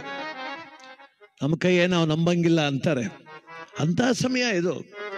ಹೆಜ್ಜೆ ಹೆಜ್ಜೆಗೂ ಎಚ್ಚರವಿರಲಿ, ಉಚ್ಚರಿಸುವ ಮುನ್ನ ಆಲೋಚನೆ ಇರಲಿ. ಅಂದ್ರೆ ಮಾತಾಡೋ ಮೊದಲು ಯೋಚನೆ ಮಾಡಿ ಸುಮ್ಮನೆ ಮಾತಾಡ್ಬಿಡ್ಬೇಡ, ಅದಾಗುತ್ತೆ ಅಲ್ವೋ ಗೊತ್ತಿಲ್ಲ. ಎಚ್ಚರವಾಗಿರು ಕಂದ. ಯಾವುದಕ್ಕೂ ಯಾರನ್ನೂ ದೂಷಣೆ ಮಾಡಬೇಡ. ಮೊದಲ ಮಾತು, ಯಾವುದನ್ನು ಯಾವುದೇ ಕಾರಣಕ್ಕೂ ದೂಷಣೆ, ಯಾರನ್ನು ಬೈಬಾರ್ದು. ಅದೇನೇ ತಪ್ಪಾಗಿದ್ರು ವಿವೇಚನೆ ಇರಲಿ, ತಾಳ್ಮೆ ಇರಲಿ. ಮತ್ತೊಬ್ಬರ ಪರಾಮರ್ಶೆ ನಿನಗೆ ವಿಪತ್ತು ತರಬಹುದು, ಎಚ್ಚರ. ಇನ್ನೊಬ್ಬರ ಬಗ್ಗೆ ಹೆಚ್ಚಾಗಿ ಮಾತಾಡಿದ್ರೆ ಬಹಳ ಕಷ್ಟ, ಬಹಳ ಕಷ್ಟ. ಕತೆ ಮುಗಿಸ್ ಕುಂತಿದ್ದೆ, ಅವನ್ಯಾರೋ ಬಂದ, ಸ್ವಾಮಿ ನಿಮ್ಮ ಕತೆ ಎಲ್ಲ ಕೇಳ್ತೀನಿ ಅಂದ. ಸಂತೋಷ ಕಣಪ್ಪ, ಇದೇ ಮನೆ ನಮ್ದು, ಇದೇ ಮನೆ, ಆಯ್ತು. ಆದ್ರೂ ಧರ್ಮ ಇಲ್ಲ ಸ್ವಾಮಿ ಈ ಕಾಲದಲ್ಲಿ. ಹೌದಾ, ಏನಾಯ್ತು? ನಮ್ಮಣ್ಣ ಎಂತ ಮೋಸ ಮಾಡ್ದ ಗೊತ್ತಾ? ಸೈಟ್ ಹೊಡ್ಕೊಂಬಿಟ್ಟ ಸ್ವಾಮಿ, ನನ್ನ ಸೈಟ್ ಹೊಡ್ಕೊಂಬಿಟ್ಟ. ಹೌದಪ್ಪ ಅಂದೆ. ಏನ್ ಮಾಡ್ತೀರಿ ಸ್ವಾಮಿ? ಅವ್ನ ಬಾಮೈಕ್ಳೆಲ್ಲ ಬಹಳ ಜೋರಾಗವ್ರೆ, ಮಚ್ಚ ತಗೊಂಬಂದು ನನ್ನ ಎದುರಿಸ್ತಾರೆ. ಹೌದಾ ಅಂದೆ ನಾನು. ಅಷ್ಟೊತ್ತಿಗೆ ಯಾರೋ ಕಿಟಕಿ ತೆಗ್ದಂಗಾಯ್ತು ಮೊದಲು ಮನೇಲಿ, ಅವಂದೇ ಮನೇಲಿ. ಯಾರೋ ಒಂದು ಸುಮ್ಮನೆ ಆದೆ. ಇವನು ಮಾತಾಡ್ತಾವನೆ. ನಾನು ಅಂತೆ ಇವನೇ. ಅಂದ್ರೆ ನನಗೆ ಕೋಪ ಬಂದ್ರೆ ಸ್ವಾಮಿ ನಾನೇನು ಸುಮ್ಮನಿರೋ ಮಗ ಅಲ್ಲ, ನಾನು ಅದು ನೋಡುಗಂಡು ನೋಡ್ತೀನಿ, ಮಚ್ಚ ತಂದು ಕೊಚ್ಚಿಬಿಡ್ತೀನಿ ನಮ್ಮ ಅಣ್ಣನ್ನ ಅಂದ. ಹಂಗೆಲ್ಲ ಮಾಡ್ಬೇಡ ಕಣೆ ಅಂದೆ. ಹೌದಾ ಅಂದ. ಸ್ವಲ್ಪ ಹೊತ್ತಾಯ್ತಲೇ ಏನಂದ ಗೊತ್ತಾ? ಆದ್ರೂ ನೀವು ಹೇಳ್ದಂಗೆ ಅವ್ನು ಕಡಿದೆ ಸರಿಯಿಂದ. ನಾನೆಲ್ಲ ಯಾಕೆ ಕಡಿ ಅಂದೆ ಅಂತ ನಾನು. ಅವ್ರ ಅಣ್ಣ ಕಿಟಕಿಲಿ ದುರ್ಗುಟ್ಕೊಂಡು ನೋಡ್ತಾವನೆ. ಈ ಕೆಲವ್ರ ಹೂ ಅನ್ನೋದೇ ತಪ್ಪು, ಅವ್ರ ಪಕ್ಕದಲ್ಲಿ ಕೂತ್ಕೊಂಡು. ನಮ್ಮವನೊಬ್ಬ ಅವನು ಹಂಗೆ. ನೀ ಹೇಳ್ದಂಗೆ ಮಾತ್ರ ನಾವ್ ಹೇಳಿರುವುದೇ ಇಲ್ಲ ಕಣಯ್ಯ. ಒಪ್ಪಿಸ್ಕೊಂಡು ಬಂದ್ಬಿಟ್ಟು ಕೊನೆಗೇನಂತಾರೆ ಗೊತ್ತಾ? ನೀನ್ ಹೇಳ್ದಂಗೆ ಮಾತ್ರ ಅವ್ನಿಗೆ ಹೊಡಿದೆ ಸರಿ ಅನ್ನೋದು. ನಾನೆಲ್ಲ ಯಾವ ಹೊಡಿ ಅಂದೆ ಅಂತ. ಅವ್ರಣ್ಣ ಬೇರೆ ಏನೇ ಹರಿಕತೆ ದಾಸ, ನೀನ್ ನಮ್ಮೂರ್ ಕತೆ ಮಾಡಕ್ ಬಂದಿದ್ಯೋ, ಅಣ್ಣ ತಮ್ಮದ್ರಿಗೆ ಜಗಳ ತಂದು ಹಾಕಕ್ ಬಂದಿದ್ಯೋ ಅಂತಾನೆ. ಇಲ್ಲ ಕಣಪ್ಪೋ, ನಾನು ಹಂಗನ್ಲಿಲ್ಲ, ಇವನೇ ಹಂಗನ್ನೋ ನಿನ್ ತಮ್ಮ ಅಂತ. ಕೆಲವ್ರ ಜೊತೆ ಮಾತಾಡೋದೇ ದೊಡ್ಡ ತಪ್ಪು, ಪರಾಮರ್ಶೆಗೆ ಹೋಗೋದು ತಪ್ಪು. ಅವ್ರು ನಮ್ಗೆ ಒಪ್ಪಿಸ್ತಾ ನಮ್ಮನ್ನೇ ತಪ್ಪಿತಸ್ಥರು ಮಾಡಾಕ್ ಬಿಡ್ತಾರೆ ಪುಣ್ಯಾತ್ರು. ಹಾಗೆ ನಾರದ್ರು ಹೇಳಿದ್ರಂತೆ, ಪರಾಮರ್ಶೆ ಒಳಿತಲ್ಲ, ಎಚ್ಚರ ಅಂತೇಳಿ ಅತ್ತ ಬಿಜಂಗೈದರು. ಅದಕ್ಕೆ ಈ ಸತ್ಯವ್ರತ ಅನ್ಕೊಂಡ ಆ ರಾಜಗುರುಗಳನ್ನ ಕೇಳ್ತಿದ್ದಾನೆ, ಗುರುಗಳೇ, ಎಂದೂ ಇಲ್ಲದೆ ಬಂದಂತ ಪೂಜ್ಯ ನಾರದ ಮಹರ್ಷಿಗಳೊಂದು ಮಾತು ಹೇಳಿದ್ರಲ್ಲ, ಸಮಯ ಕೆಟ್ಟ ಸಮಯ ಒಂದು ಬರಲಿದೆ ಅಂತ. ಬರಬಹುದಾ? ಅದಕ್ಕೆ ಆ ರಾಜಪುರೋಹಿತರು ಹೇಳ್ತಾರಯ್ಯ, ಹೇಳಿ ಕೇಳಿ ಬರುವಂಥದ್ದಲ್ಲ ಅದು. ಬಂದರೂ ಬರಬಹುದು, ಬರದೇ ಇರಬಹುದು. ಆದರೂ ನಮ್ಮ ಎಚ್ಚರಿಕೆಯಲ್ಲಿ ನಾವಿರಬೇಕು. ಅದು ಕೇಳ್ತಾರಂತೆ ಯಾರು? ಈ ಸತ್ಯವ್ರತ ಪೂಜ್ಯರೇ. ಆಗಿದ್ದ ಮೇಲೆ ಅದಕ್ಕೇನಾದ್ರೂ ಪರಿಹಾರ ಇಲ್ಲವೇ? ಆ ಬರುವ ಕೆಟ್ಟ ಸಮಯವನ್ನು ತಡಿಲಿಕ್ಕೆ ಯಾವುದೇ ಮಾರ್ಗ ಇಲ್ಲವೇ ಅಂತ ಕೇಳಿದ್ರು. ಆ ಪಂಡಿತರು ಹೇಳಿದ್ರು, ಇನ್ನೇನು ಇಲ್ಲಪ್ಪ, ಮಾನವನ ಜನ್ಮರಾಶಿ ಪ್ರವೇಶ ಮಾಡಿ ಉಚ್ಚ ನೀಚ ಫಲವನ್ನು ಕೊಡುವಂತ ನವಗ್ರಹಗಳ ಶಾಂತಿ ಮಾಡಿದ್ರೆ ಸಾಕು, ಪರಿಹಾರ ಅಂದ್ರು. ವಿಷಯ ಬತ್ತ ಎಲ್ಲಿಗೆ ಬತ್ತದೆ ಅಂದ್ರೆ ಅಲ್ಲಿಗೆ ಬತ್ತದು ಹುಡುಕೊಂಡು. ಅಲ್ಲಿ ಕೋಪ ಮಾಡ್ಕೊಂಡ್ರು ಆ ಪುಣ್ಯಾತ್ಮನೆ. ಇವ್ರು ಹೇಳ್ತಿರೋದೇ ನವಗ್ರಹ ಶಾಂತಿ ಅಂದ್ರು. ಆಗಲಿ ಪೂಜ್ಯರೇ, ಆ ನವಗ್ರಹ ಶಾಂತಿಗೆ ಏರ್ಪಾಡು ಮಾಡಿ, ಪೂಜಾ ವಿಧಾನವನ್ನು ಏರ್ಪಾಡು ಮಾಡಿ ಎಂದಾಗ ಆ ಸತ್ಯವ್ರತನ ಅರಮನೆಯಲ್ಲಿ ಎಲ್ಲ ರಾಜಪುರೋಹಿತರು ಒಟ್ಟುಗೂಡಿ ಆ ನವಗ್ರಹಗಳ ಪೂಜಾ ವಿಧಾನವನ್ನ ಏರ್ಪಾಡು ಮಾಡ್ತಾ ಇದ್ದಾರೆ. ಧಾನ್ಯಗಳ ರೂಪದಲ್ಲಿ ಎಲ್ಲ ನವಗ್ರಹಗಳನ್ನ ಎಲ್ಲವನ್ನೂ ಕೂಡ ಪ್ರತಿಷ್ಠಾಪನೆ ಮಾಡಿ ಸ್ವತಃ ಸತ್ಯವ್ರತ ಮಹಾರಾಜ ಕಂಕಣಧಾರಿಯಾಗಿ ಕುಳಿತಿದ್ದಾನೆ. ಎಲ್ಲ ಸಭೆ ತುಂಬಿ ತುಳುಕಾಡ್ತಾ ಇದೆ. ಅಲ್ಲೊಬ್ಬ ಪಂಡಿತ ಹೇಳ್ತಿದ್ದಾನೆ, ಎಲ್ಲ ಗ್ರಹಗಳ ವಿಮರ್ಶೆ ಮಾಡೋಣ, ಮಾಡಿ ಸ್ವಾಮಿ. ಒಬ್ಬೊಬ್ರು ಒಂದೊಂದು ಗ್ರಹದ ವಿಚಾರ. ಹೌದು, ಯಾರಲ್ಲಿ? ಮೊದಲ ಪಂಡಿತರಿದ್ರು. ಅಪ್ಪ, ರಾಜಗ್ರಹವು ಸೂರ್ಯ, ರಾಜನು ತೇಜ. ರಾಜಗ್ರಹವು ಸೂರ್ಯ, ರಾಜನು ತೇಜ. ಓ ಜಗದೊಳು ಖ್ಯಾತ ಸಹಜ ಈ ಮಾತು. ರಾಜಗ್ರಹವು ಸೂರ್ಯ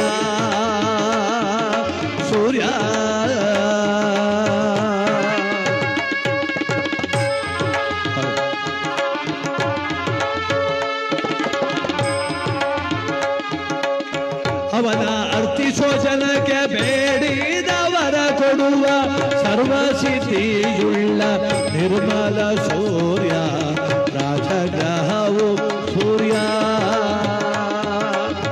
ಜಪಾ ಕುಸುಮ ಸಂಕಾಶಪಾಮೇಹಂ ಹದ್ವಿತಿಂ ತಮೋರಿಂ ಸರ್ವ ಪಾಪಾತ್ಮಂ ಪ್ರಣತೋಸ್ಮಿ ದಿವಾಕರಂ ಸೂರ್ಯದೇವರಿಗೆ ಗೋವಿಂದ.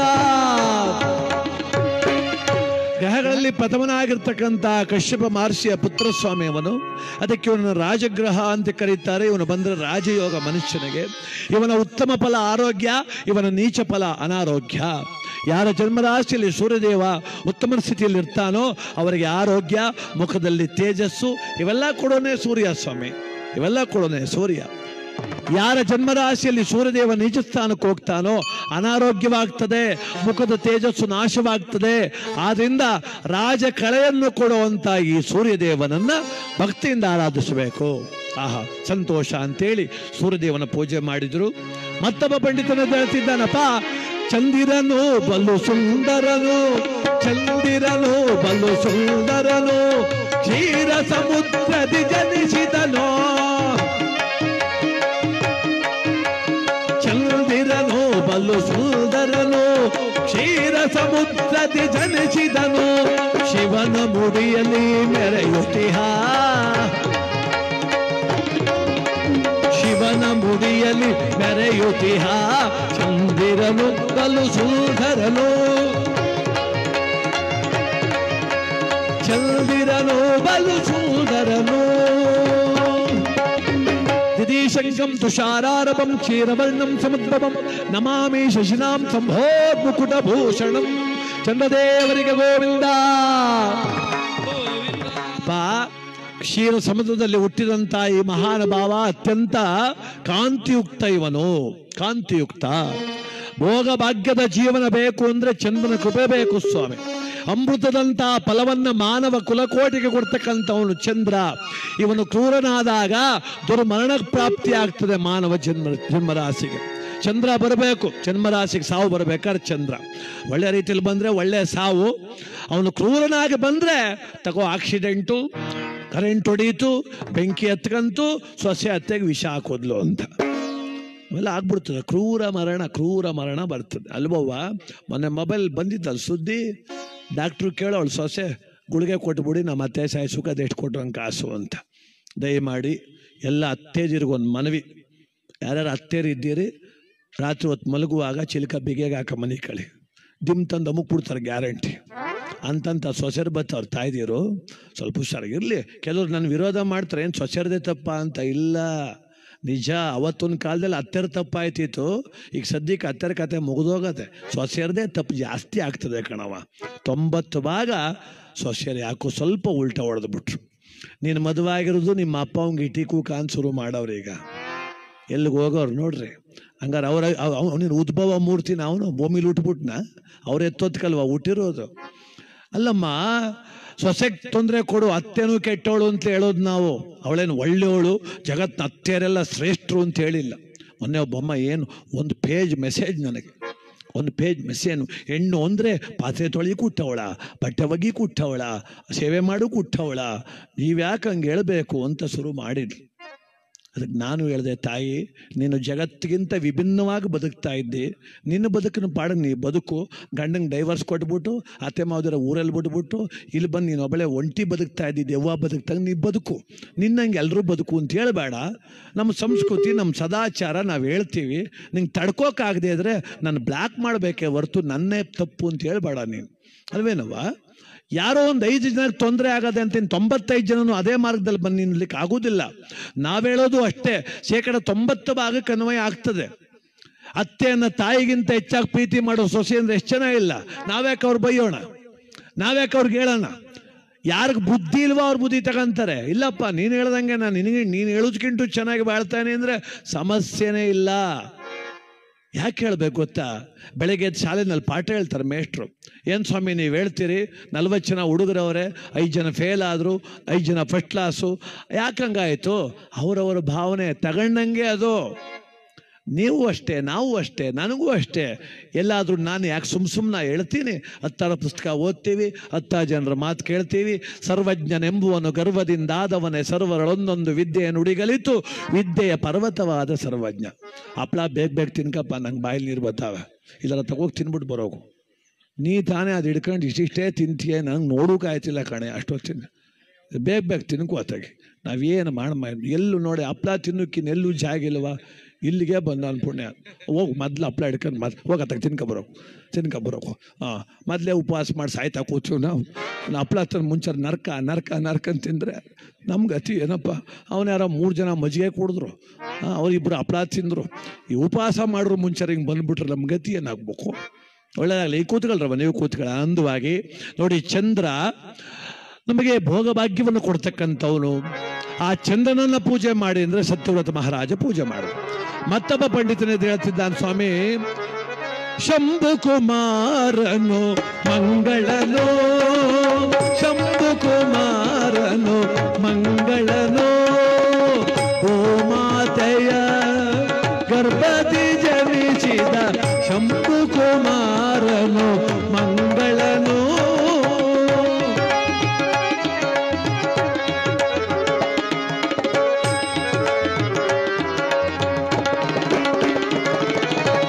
ಅಗ್ನಿಗೆ ಮಿಗಿಲಾದ ಶಕ್ತಿಯ ಪಡೆದವ, ಅಗ್ನಿಗೆ ಮಿಗಿಲಾದ ಶಕ್ತಿಯ ಪಡೆದವ, ನೀಡುವನೋ ಸುಖ ಸಂಪದವ. ಅಂಗಾರಕನು ಒಲಿದರೆ ಜಗದೊಳು ಬಂಗಾರದಂತ ಬಾಳದು ಕೇಳೋ ಶಂಭು ಕುಮಾರ ಮಂಗಳನು ಮಂಗಳನು ಮಂಗಳನು. ಧರಣಿ ಗರ್ಭ ಸಂಭೂತಂ ವಿದ್ಯುತ್ ಕಾಂತಿ ಸಮಪ್ರಭಂ ಕುಮಾರಂ ಶಕ್ತಿಯಸ್ತಂತಂ ಮಂಗಳಂ ಪ್ರಣಮಾಮ್ಯಹಂ. ಮಂಗಳದೇವರಿಗೆ ಗೋವಿಂದ ಗೋವಿಂದ. ಶಂಭು ಕುಮಾರ ಶಿವನ ತನೆಯ ಭುವಿಯಲ್ಲಿ ಹುಟ್ಟಿದವನು ಈ ಮಹಾನುಭಾವ. ಧರಣಿ ಗರ್ಭ ಸಂಭೂತಂ ವಿದ್ಯುತ್ ಕಾಂತಿ ಸಮಪ್ರಭಂ. ಬೇಗ ಶೀಘ್ರ ಕರೆಂಟ್ ಹೊಡೆದಂಗೆ ಇವನು ಕೊಡೋ ಕಷ್ಟ ಅಥವಾ ಇವನು ಕೊಡೋ ಫಲ.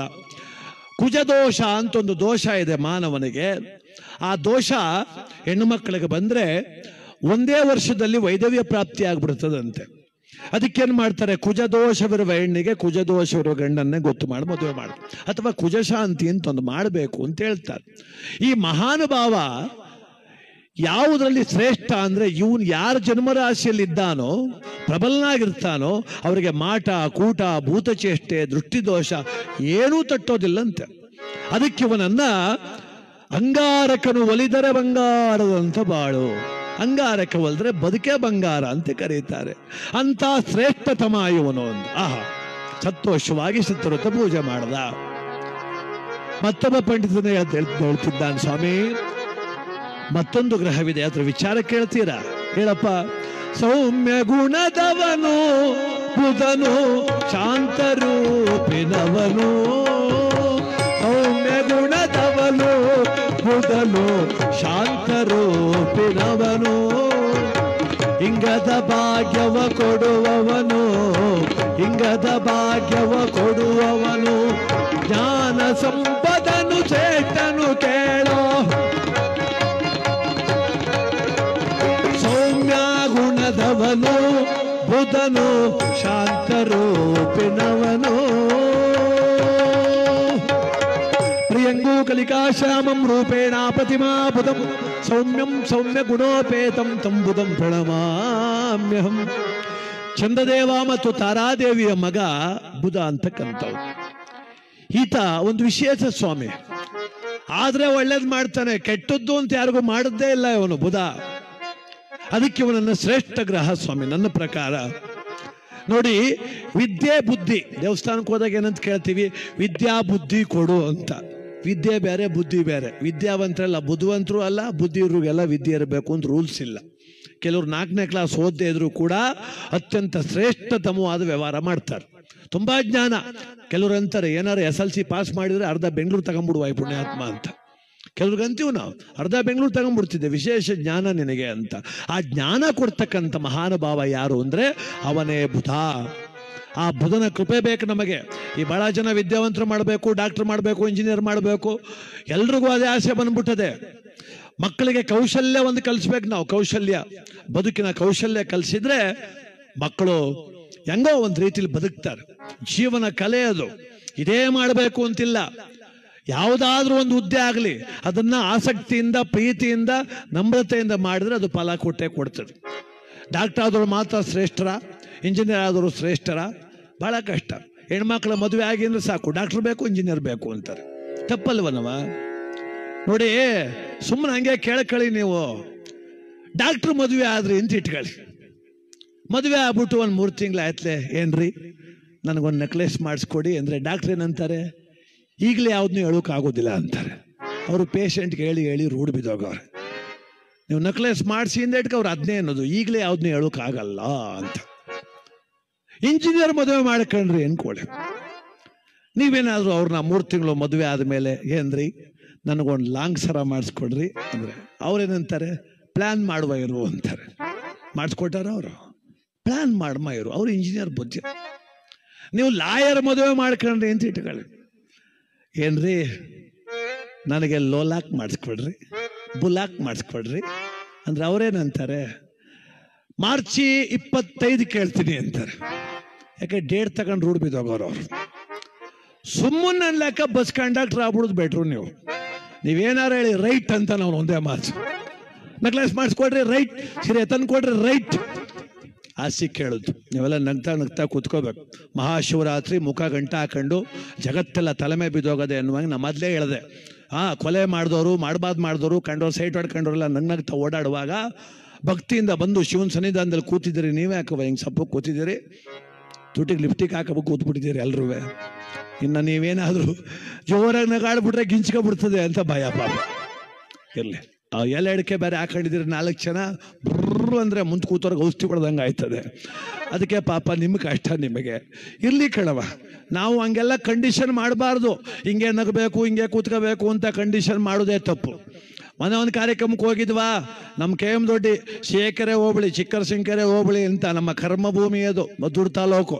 ಶಿವಾರ ಉಮೇಶ ಒಂದಷ್ಟೇನೋ ಹೆಸರು ಗಳಿಸವನೆ ಅಂದರೆ ಮೂಲ ಬೇರು ಅಲ್ಲಿದೆ ನಮ್ಮದು, ಚಿಕ್ಕರಸಿಂಕೆರೆ ಹೋಬಳಿ ಎನ್ನುವಂಥ ಹೋಬಳಿ.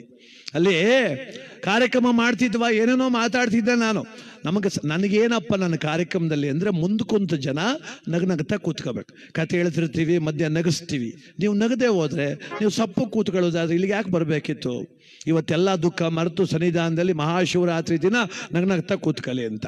ನಾನು ಹಂಗೆ ಮೊನ್ನೆ ಏನೇನೋ ಹೇಳ್ತಿದ್ನ, ಏನು ಎಲ್ಲರೂ ನಗುತ್ತಾವ್ರೆ, ಎಲ್ಲರೂ ಬಿದ್ದು ನಗುತ್ತಾವ್ರೆ. ಮುಂಚೆ ನಾವು ಮುದ್ಕಮ್ಮ ಕೂತ್ಕೊಬಿಟ್ಟಾಳೆ, ಹತ್ತತ್ರ ಒಂದು 70 ವರ್ಷ ಆಗದೆ. ನಗನಾರ್ಲು ಬಾಯಿ ಬಿಡೋಳು, ಸೆರಗೆಲ್ಲಿ ಬಾಯ ಮುಚ್ಕೊಂಡು ಹಿಂದಕ್ಕೂ ಮುಂದಕ್ಕೂ ಬಯಸ್ಕ ಹೊಡಿತಾಳೆ ಅವ್ವ. ನಾನಂದೆ, ಅವ್ವ ಎಲ್ಲರೂ ಬಾಯ್ಬಿಟ್ಟು ನಗ್ತಾವ್ರೆ, ನೀನ್ಯಾಕವ್ವ ಸೆರಗೆಲ್ಲಿ ಬಾಯಿ ಮುಚ್ಕ ನಗತೀಯೇ? ಬಾಯ್ಬಿಟ್ಟು ನಗವ ಅಂದೆ. ಇಲ್ಲ ಸ್ವಾಮಿ, ನಾನು ಹಂಗೆ ನಗೋದು ಅಂದ್ಲವಮ್ಮ.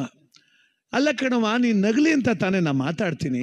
ನೀನು ಬಾಯ್ಬಿಟ್ಟು ನಗೋದ್ರಿಂದ ಶ್ವಾಸಕೋಶ ಸ್ವಚ್ಛ ಆಗ್ತದೆ, ಮುಖದ ಮಾಂಸ ಖಂಡಗಳೆಲ್ಲ ಅರಳಿದ್ರೆ ಮುಖದಲ್ಲಿ ತೇಜಸ್ಸು ಉಂಟಾಗ್ತದೆ. ನೀನು ಬಾಯ್ಬಿಟ್ಟು ನಗು ಅಂದೆ. ಇಲ್ಲ, ನಾನು ಸರಗು ಮುಚ್ಕೊಂಡೆ ನಗೋದು ಅಂದ್ರು. ಎಷ್ಟೊತ್ತು ಹೇಳೋದು ನಿನಗೆ? ಏನು ಲೆಕ್ಕಾಚಾರ ಬೇಡ?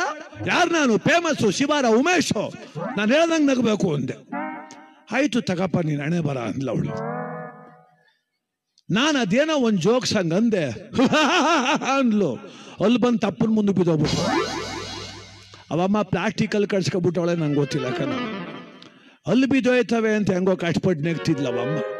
ನಾನು ಸುಮ್ಮನಿರ್ನಾರ್ದೆ, ಬಾಯಿನ ಬಿಟ್ಟು ನಗು ಅಂದ್ಬಿಟ್ಟು ನಾನು ಕೈಯೇ ಮುಗಿದ್ಬಿಟ್ಟೆ. ತಪ್ಪಾಯ್ತು ಕಣವ. ಬಾಬಾ ಮೊದ್ಲಿ ಅಲ್ಲಿ ಎತ್ಕೋಗು, ನಾಯಿಗೆ ಕಚ್ಚಿಚ್ಕೊಂಟದವು. ನೀನು ಅಲ್ಲಿ ಸೇರಿಸ್ಕೊಂಬಿಟ್ಟು ಮೊದ್ಲು ನಗ್ತಿದ್ದಲ್ಲ, ಹಂಗೇ ನಗೋವ ಅಂತ. ಅಂದರೆ ಅವ್ರವ್ರ ಕಷ್ಟ ಅವ್ರಿಗೆ ಗೊತ್ತು. ನಗುದನ್ನೇ ಮರೆತು ಬಿಟ್ರೆ ಕಷ್ಟ ಜೀವನದಲ್ಲಿ. ನಗ್ನಗ್ತಾ ಇರೋಣ ಅಂತೇಳಿ ಹೇಳ್ತಾ ನೋಡಿ, ಬುಧ ಕೊಡ್ತಕ್ಕಂಥ ವಿಶೇಷವಾದ ಜ್ಞಾನ. ಅದಕ್ಕೆ ಜ್ಞಾನ ಸಂಪನ್ನರು. ವಿದ್ಯೆ ಅಲ್ಲದೆ ಇದ್ರೂ ಕೂಡ ಬುದ್ಧಿವಂತರಾಗಿ ಕೌಶಲ್ಯದಿಂದ ಜೀವನ ಮಾಡ್ತಾರೆ ಅಂದರೆ ಬುಧ ಕೃಪೆ ಇದೆ ಅಂತ. ಆಗ ಮತ್ತೊಬ್ಬ ಪಂಡಿತೋತ್ತಮರು ಹೇಳ್ತಿದ್ದಾರೆ, ಸ್ವಾಮಿ ಗುರುವೇ ಮೂಲಾಧಾರ, ಗುರುವೇ ಶ್ರೇಷ್ಠ, ಗುರುರೋರಧಿಕಂ.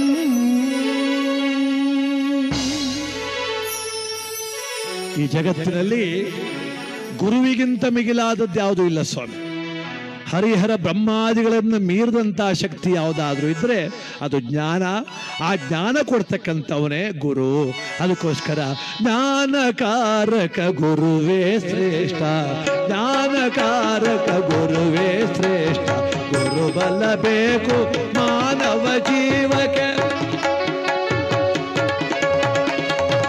ಜ್ಞಾನಕಾರಕ ಗುರುವೇ ಶ್ರೇಷ್ಠ. ಗುರುಬಲ ಬೇಕು ಮಾನವ ಜೀವಕ್ಕೆ.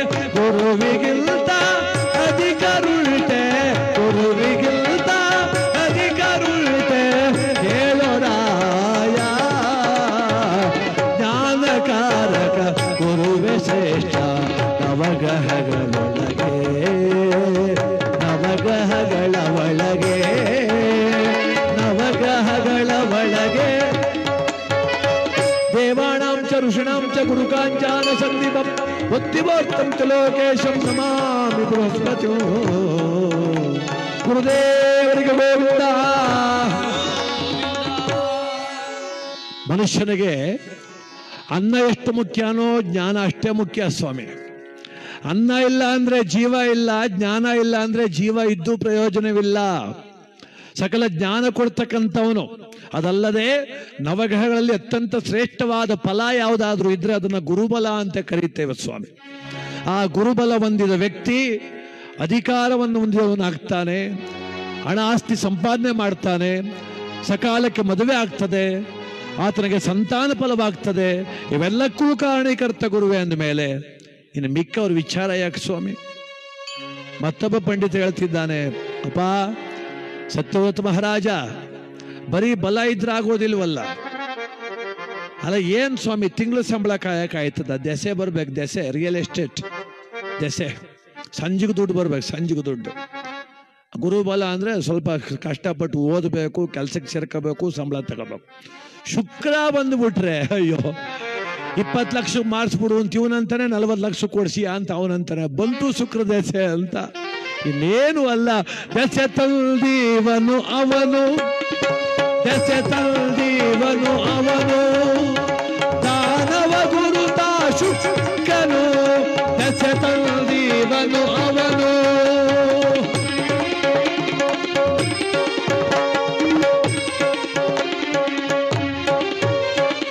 ಅಭಯವನಿತ್ತು ಕಾಯುವನು, ಅಪಾರ ಸಂಪತ್ತ ನೀಡುವನು, ದಾನವರ ಗುರು ಇವನು. ದೆಸೆ ತಂದೀವನು, ದೆಸೆ ತಂದೀವನು. ದೈತ್ಯಾನಾಂ ಪರಮಂ ಗುರು ಸರ್ವಶಾಸ್ತ್ರ ಪ್ರವಕ್ತಾರಂ ಭಾರ್ಗವಂ ಪ್ರಣಮಾಮ್ಯಹೋ. ಅಯ್ಯ, ದೆಸೆ ಅಂತಕ್ಕಂಥದ್ದು ಬೇಕು ಮನುಷ್ಯನಿಗೆ. ಈ ಶುಕ್ರಾಚಾರ್ಯ ಇದಾರಲ್ಲ, ಇವರು ಒಲ್ದು ಬಿಟ್ರೆ ಸ್ವಾಮಿ ಮುಟ್ಟಿದ ಮಣ್ಣು ಒನ್ನಾಗ್ತದೆ. 7 ವರ್ಷ ಶುಕ್ರ ದಶೆ. ಪ್ರತಿಯೊಬ್ಬ ಮಾನವನಿಗೂ ಕಟ್ಟಿಟ್ಟ ಬುತ್ತಿ 7 ವರ್ಷ ಶುಕ್ರ ದಶೆ. ಆ ಸಮಯದಲ್ಲಿ ಮನುಷ್ಯ ಉತ್ತಮನಾಗಿ ಧರ್ಮಿಷ್ಠನಾಗಿದ್ರೆ 7 ವರ್ಷ ಬಂದ ದೆಸೆ ಡಬಲ್ ಆಗ್ತದೆ, ಅಂದ್ರೆ 2 ಪಟ್ಟು ಆಗ್ತದೆ. 14 ವರ್ಷ ಆಯ್ತು. 14 ವರ್ಷದಲ್ಲೂ ಆ ಮನುಷ್ಯ ತಗ್ಗಿ ಬಗ್ಗಿ ನಡಿಬೇಕು. ಮೊನ್ನೆ 3 ಸೈಡ್ ಮಾಡಿಸ್ಬಿಟ್ಟು ಇವತ್ತಾಲೆ ಕತ್ತಿಗೆ ಚೈನ್ ಹಾಕೊಂಡು ನಿಂತ್ಕೊಂಡ್ರೆ ಬಿತ್ತು ಕಣ್ಣು ಅಂತ. ಚೈನ್ ಎಲ್ಲ ಮನೇಲಿ ಬಿಚ್ಚಿ ಇಡ್ಬೇಕನಪ್ಪ. ಎಲ್ಲ ತವ ಹಾಕೊಂಡು ಓಡಾಡ್ಬಿಟ್ರೆ ಇವನಿಗೆ ಯಾವುದೇ ಕಾರಣಕ್ಕೂ ವ್ಯವಹಾರ ಕೊಡಬಾರ್ದು ಅಂತಾರೆ ಜನ. ಈ ಕೆಲವು ಜನಕ್ಕೆ ಹೆಂಗೆ ಅಂದರೆ ನಾವು ಬಡವ್ರಂಗೇ ಇರಬೇಕು, ಶ್ರೀಮಂತರ ಆಗಬಾರ್ದು. ಆಗ ಅಯ್ಯೋ ಪಾಪ ಒಟ್ಟಿಗಿಲ್ಲ ಕಣ್ರಿ ಅಂತಾರೆ. ನಾವು ಶ್ರೀಮಂತರಾದ್ರೂ ಅವ್ರಿಗೇನೋ ತಡ್ಕೋಕ್ಕಾಗೋದಿಲ್ಲ. ಯಾಕೆ ಹಿಂಗಾದ್ರು? ಈ ಜಗತ್ತಲ್ಲಿ ಎಲ್ಲದಕ್ಕೂ ಔಷಧಿ ಇದೆ, ಈ ಹೊಟ್ಟೆ ಕಿಚ್ಚಕ್ಕೆ ಔಷಧಿ ಇಲ್ವಲ್ಲ. ಅದಕ್ಕೆ ನೋಡಿ, ದೆಸೆ ಬರಬೇಕಾದ್ರೂ ಕೂಡ ಮನುಷ್ಯ ವಿನೀತನಾಗಿರ್ಬೇಕಂತೆ. 14 ವರ್ಷ ಬಂದರೂ ಕೂಡ ಉತ್ತಮನಾಗಿದ್ರೆ 21 ವರ್ಷ ಶುಕ್ರ ದೆಸೆ. 21 ವರ್ಷ ಶುಕ್ರ ದೆಸೆ. ತಮ್ಮೆಲ್ರಿಗೂ ಕೂಡ, ಇಲ್ಲಿರ್ತಕ್ಕಂಥ ಎಲ್ಲ ಬಂಧುಗಳಿಗೂ ಕೂಡ 21 ವರ್ಷ ಶುಕ್ರ ದೆಸೆ ಬರಲಿ. ಸದಾಕಾಲ ಗುರುಬಲ ಇರಲಿ. ಹಿಡಿದು ಕುಣಿಸಪ್ಪ, ಅವನು ಹಿಡಿದು ಕುಣಿಸೋ. ಸುಮ್ಮ ಕೂತ್ಕೋ. ಅದಕ್ಕೆ 21 ವರ್ಷಗಳ ಕಾಲ ಶುಕ್ರ ದೆಸೆ ಕೊಡ್ತಕ್ಕಂಥ ಮಹಾನುಭಾವ ಅವನು ಶ್ರೇಷ್ಠ ಅಂದ್ರು. ಸಂತೋಷ. ಶುಕ್ರದೇವನ ಪೂಜೆ ಆಯಿತು. ಮತ್ತೊಬ್ಬ ಪಂಡಿತರು ಹೇಳ್ತಿದ್ದಾನೆ, ಸ್ವಾಮಿ ಸಪ್ತಮ ಗ್ರಹದ ವಿಚಾರವನ್ನು ಹೇಳ್ತೇನೆ ಕೇಳಿ. ಅಯ್ಯ, ಸೂರ್ಯಕುಮಾರ ಛಾಯಾತನಯ ಶನಿ ಮಹಾರಾಜನ ಚರಿತ್ರೆಯ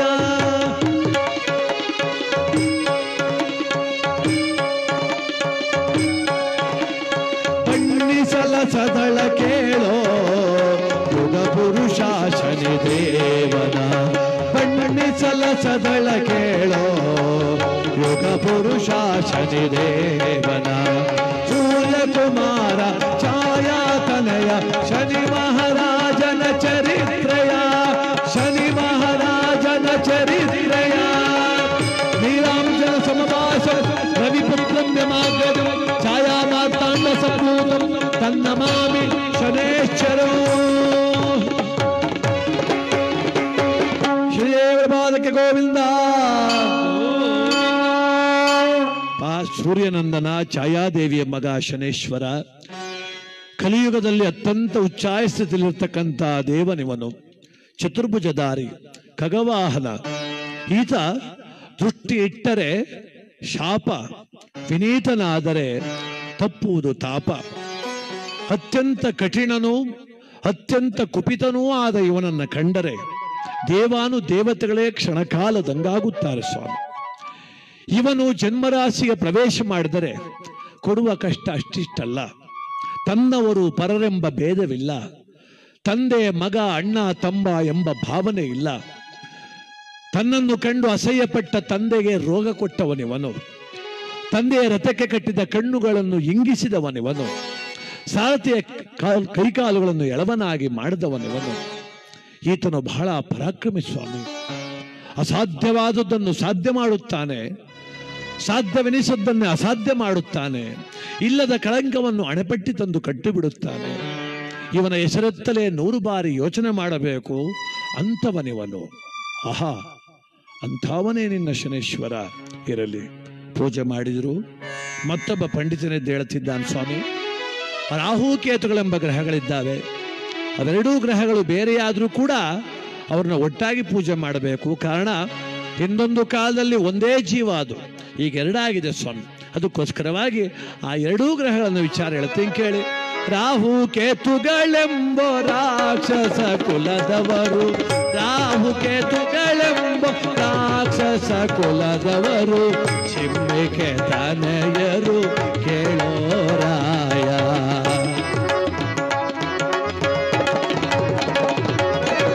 ಮೋಸದಿಲ್ಲದಲ್ಲಿ ಅಮೃತ ಕುಡಿಯಲು ಕಡಿದನು ಶಿರವ ಕೋಪದಿ ಹರಿಯೋ.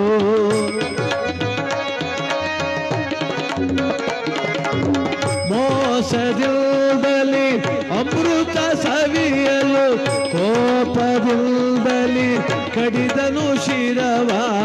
ಪ್ರಾಣ ಉಳಿಯಿತು ವೃಂಡ ಮುಂಡಕ್ಕೆ.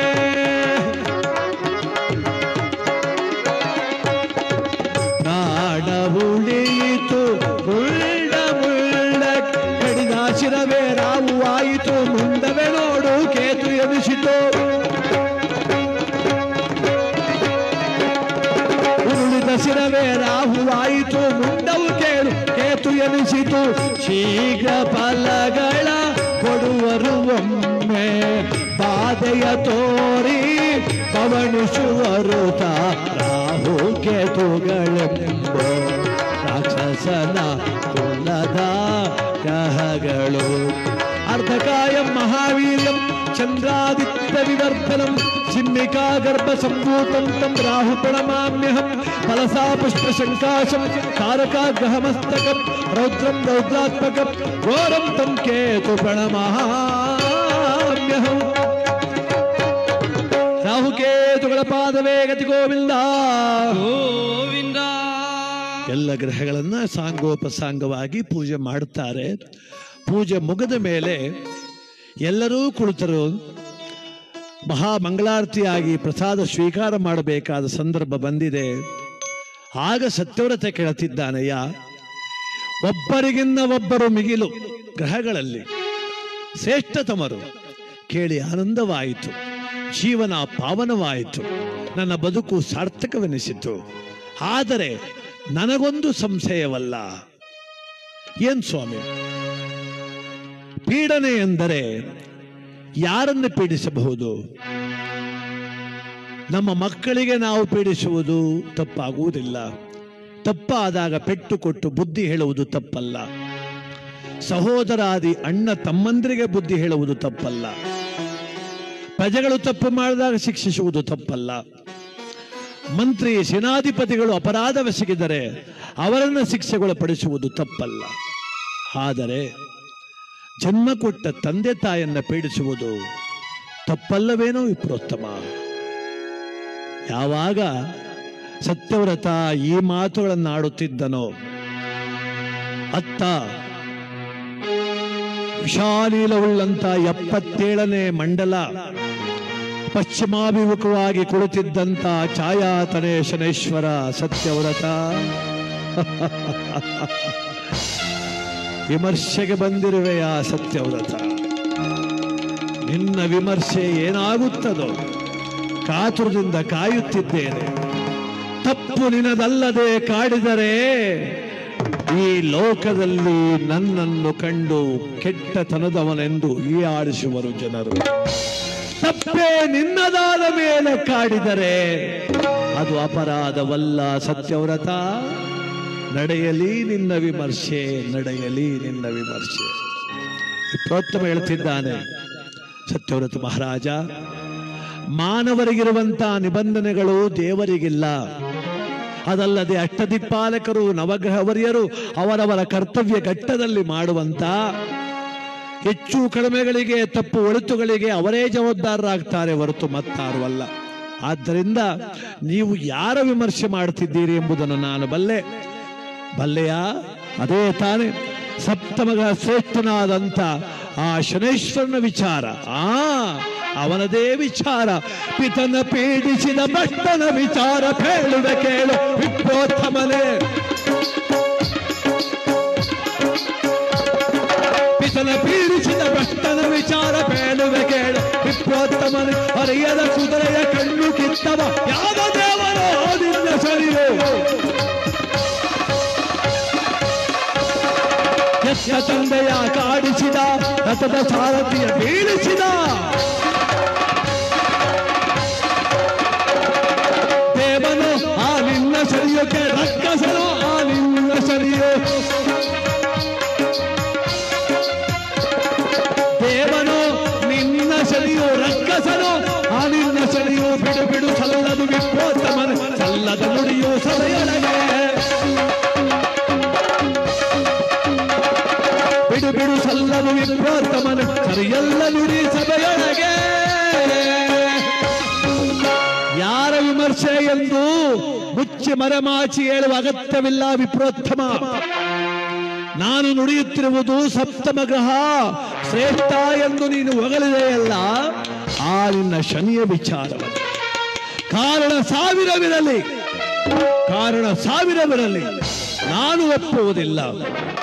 ಕಾರಣ ಸದ್ಧರ್ಮ ಪಾಲನೆಯಿಂದ ಕಳಿಂಗಪುರವನ್ನು ಪಾಲಿಸುತ್ತಿರುವ ರಾಜ ನಾನು. ಈ ನನ್ನ ನಾಡಿನಲ್ಲಿ ಎತ್ತ ತಂದೆ ತಾಯಿಗಳನ್ನು ಪೀಡಿಸುವ ಯಾರಾದರೂ ಸರಿಯೇ ಅವರ ಕಣ್ಣು ಕೀಳಿಸಿ ಕಾಡಿಗೆ ಬಿಟ್ಟೇನು, ಅವರ ನಾಲಿಗೆ ಅರಿಸಿಬಿಟ್ಟೇನು, ಅವರ ಕೈ ಕಡಿಸಿಬಿಟ್ಟೇನು. ಆ ನಿನ್ನ ಶನಿ ದೇವರಂತೆ ಅತ್ಯಂತ ಶ್ರೇಷ್ಠನಂತೆ ವೇದ ಪುರಾಣ ಉಪನಿಷತ್ತುಗಳ ಅಧ್ಯಯನ ಮಾಡಿ 4 ಜನರಿಗೆ ತಿಳುವಳಿಕೆ ಹೇಳಬೇಕಾದ ನಿನ್ನಂತವನ ಬಾಯಲ್ಲಿ ಅಂತ ಮೋಸಗಾರ, ಅಂತ ದುಷ್ಟ, ಹಿತಭ್ರಷ್ಟ, ಅವನ ಹೆಸರು ಶೋಭೆಯಲ್ಲ ವಿಪ್ರೋತ್ತಮ. ಇನ್ನೆಂದು ನುಡಿಯದಿರು ನಿನ್ನ ಶನಿಯ ಹೆಸರನ್ನು.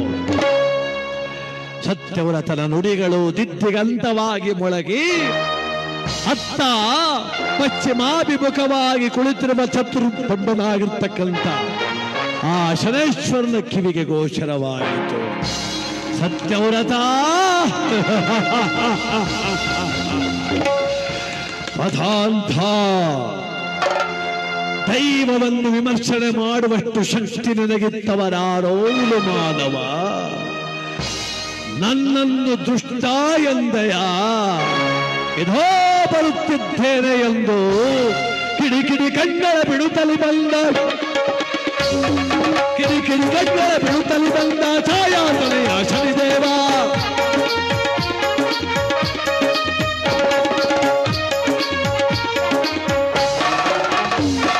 ಪರಪರ ಸಿರಿದು ಹೊರ್ಪಣ ತೋರುತ್ತ ನರೆಯನ್ನು ನಡುಗುವ ತರದಲ್ಲಿ ಬಂದ.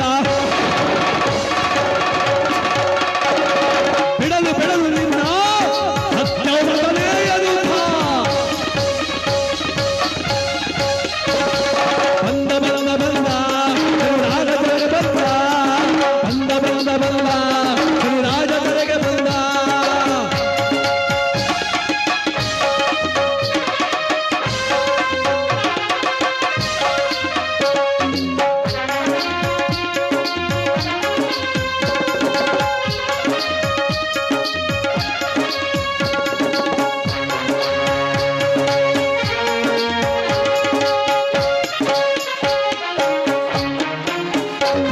ಸಿಡಿಲಿನಂತಾರ್ಪಡಿಸುತ್ತ ಭುವಿಯೇ ಗುಡುಗುವಂತೆ ಭರ್ರನಿಳಿದ ಭಗವಂತ ಸಭಾಂಗಣದಲ್ಲಿ ಥಟ್ಟನ ಪ್ರತ್ಯಕ್ಷನಾದ.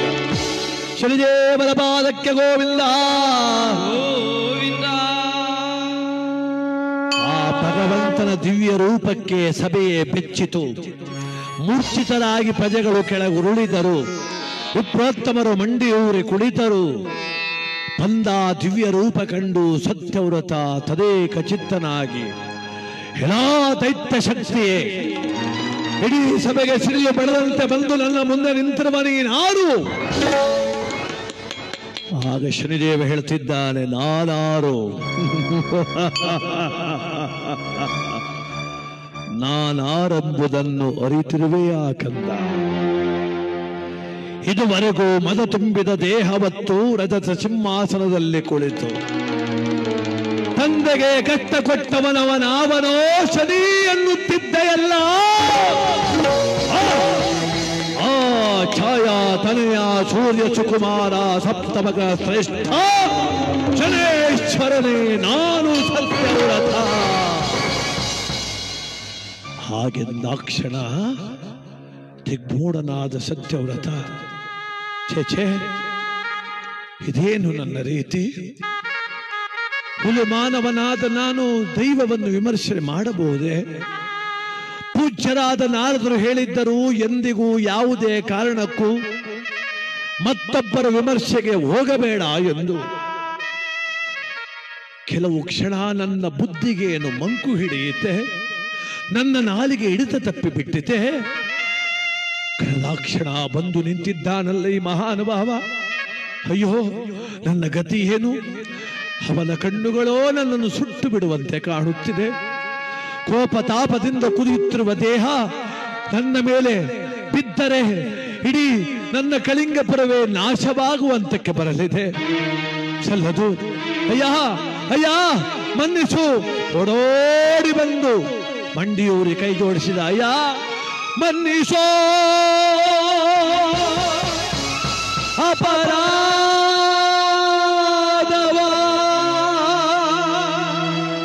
ಮನ್ನಿಸೋ, ಅಪರಾಧವ.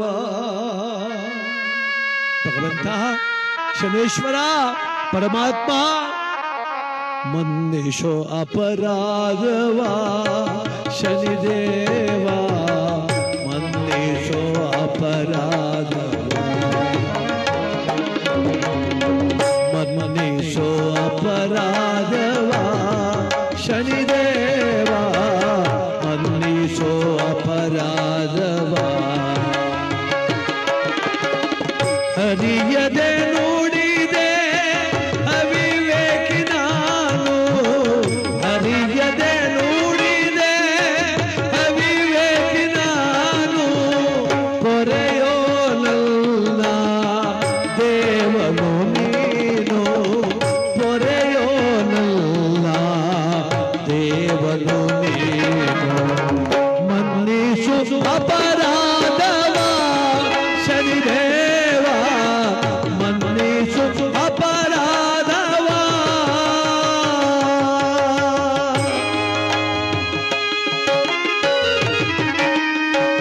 ಪರಮಾತ್ಮ ಶನೇಶ್ವರ, ಕೋಪ ಮಾಡಬೇಡ ತಂದೆ, ಕೋಪ ಮಾಡ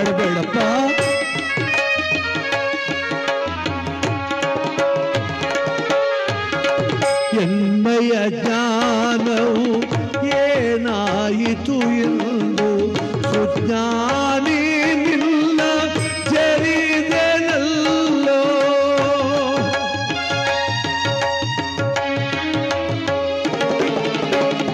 ಎನ್ನೆಯ ಜ್ಞಾನವು ಏನಾಯಿತು ಎಂದು ಸುಜ್ಞಾನಿ ನಿನ್ನ ಜರಿದೆನಲ್ಲೋ. ಮುನಿದರೆ ನೀನು ಉಳಿವೆನೆ ನಾನು ದೇವಾ ಶನಿದೇವಾ ಶನಿದೇವಾ.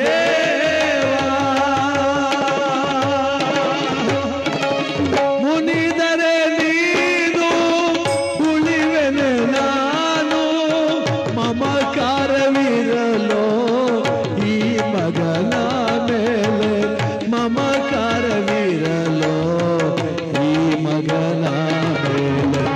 ಮನ್ನಿಸು ಅಪರಾಧವ ಶನಿದೇವ ಮನ್ನಿಸು ಅಪರಾಧವ ಶನಿದೇವ ಮನ್ನಿಸು ಅಪರಾಧವ ಶನಿದೇವ ಶನಿದೇವ ಶನಿದೇವ.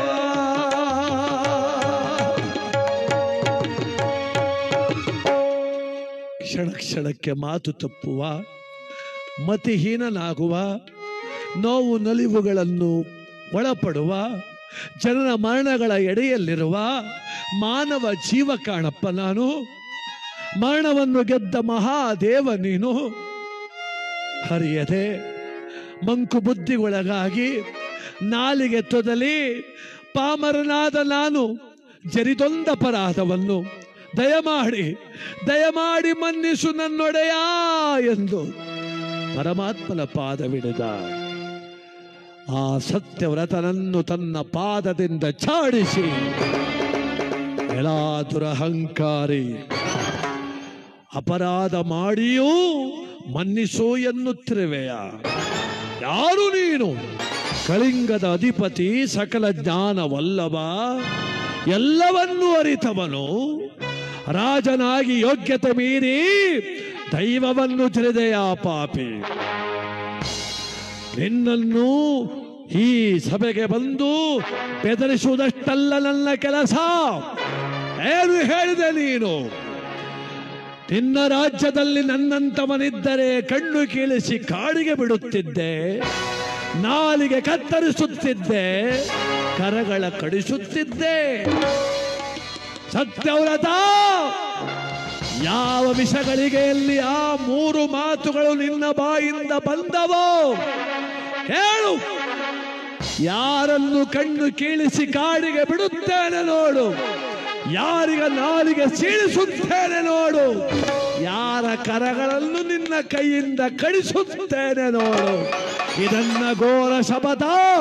2.5 ವರ್ಷಗಳ ತನಕ ಘೋರ ದುರಂತ ಕಟ್ಟಕ್ಕೀಡು ಮಾಡಿ ಬದುಕಲು ಬೇಡ, ಸಾಯುವುದು ಬೇಡ ಎನ್ನುವಷ್ಟರ ಮಟ್ಟಿಗೆ ನಿನ್ನ ಕಾಡದಿದ್ದರೆ ಆ ಕಲಿಪುರುಷನೆಂಬ ಹೆಸರು ನಾಶವಾಗಲಿ.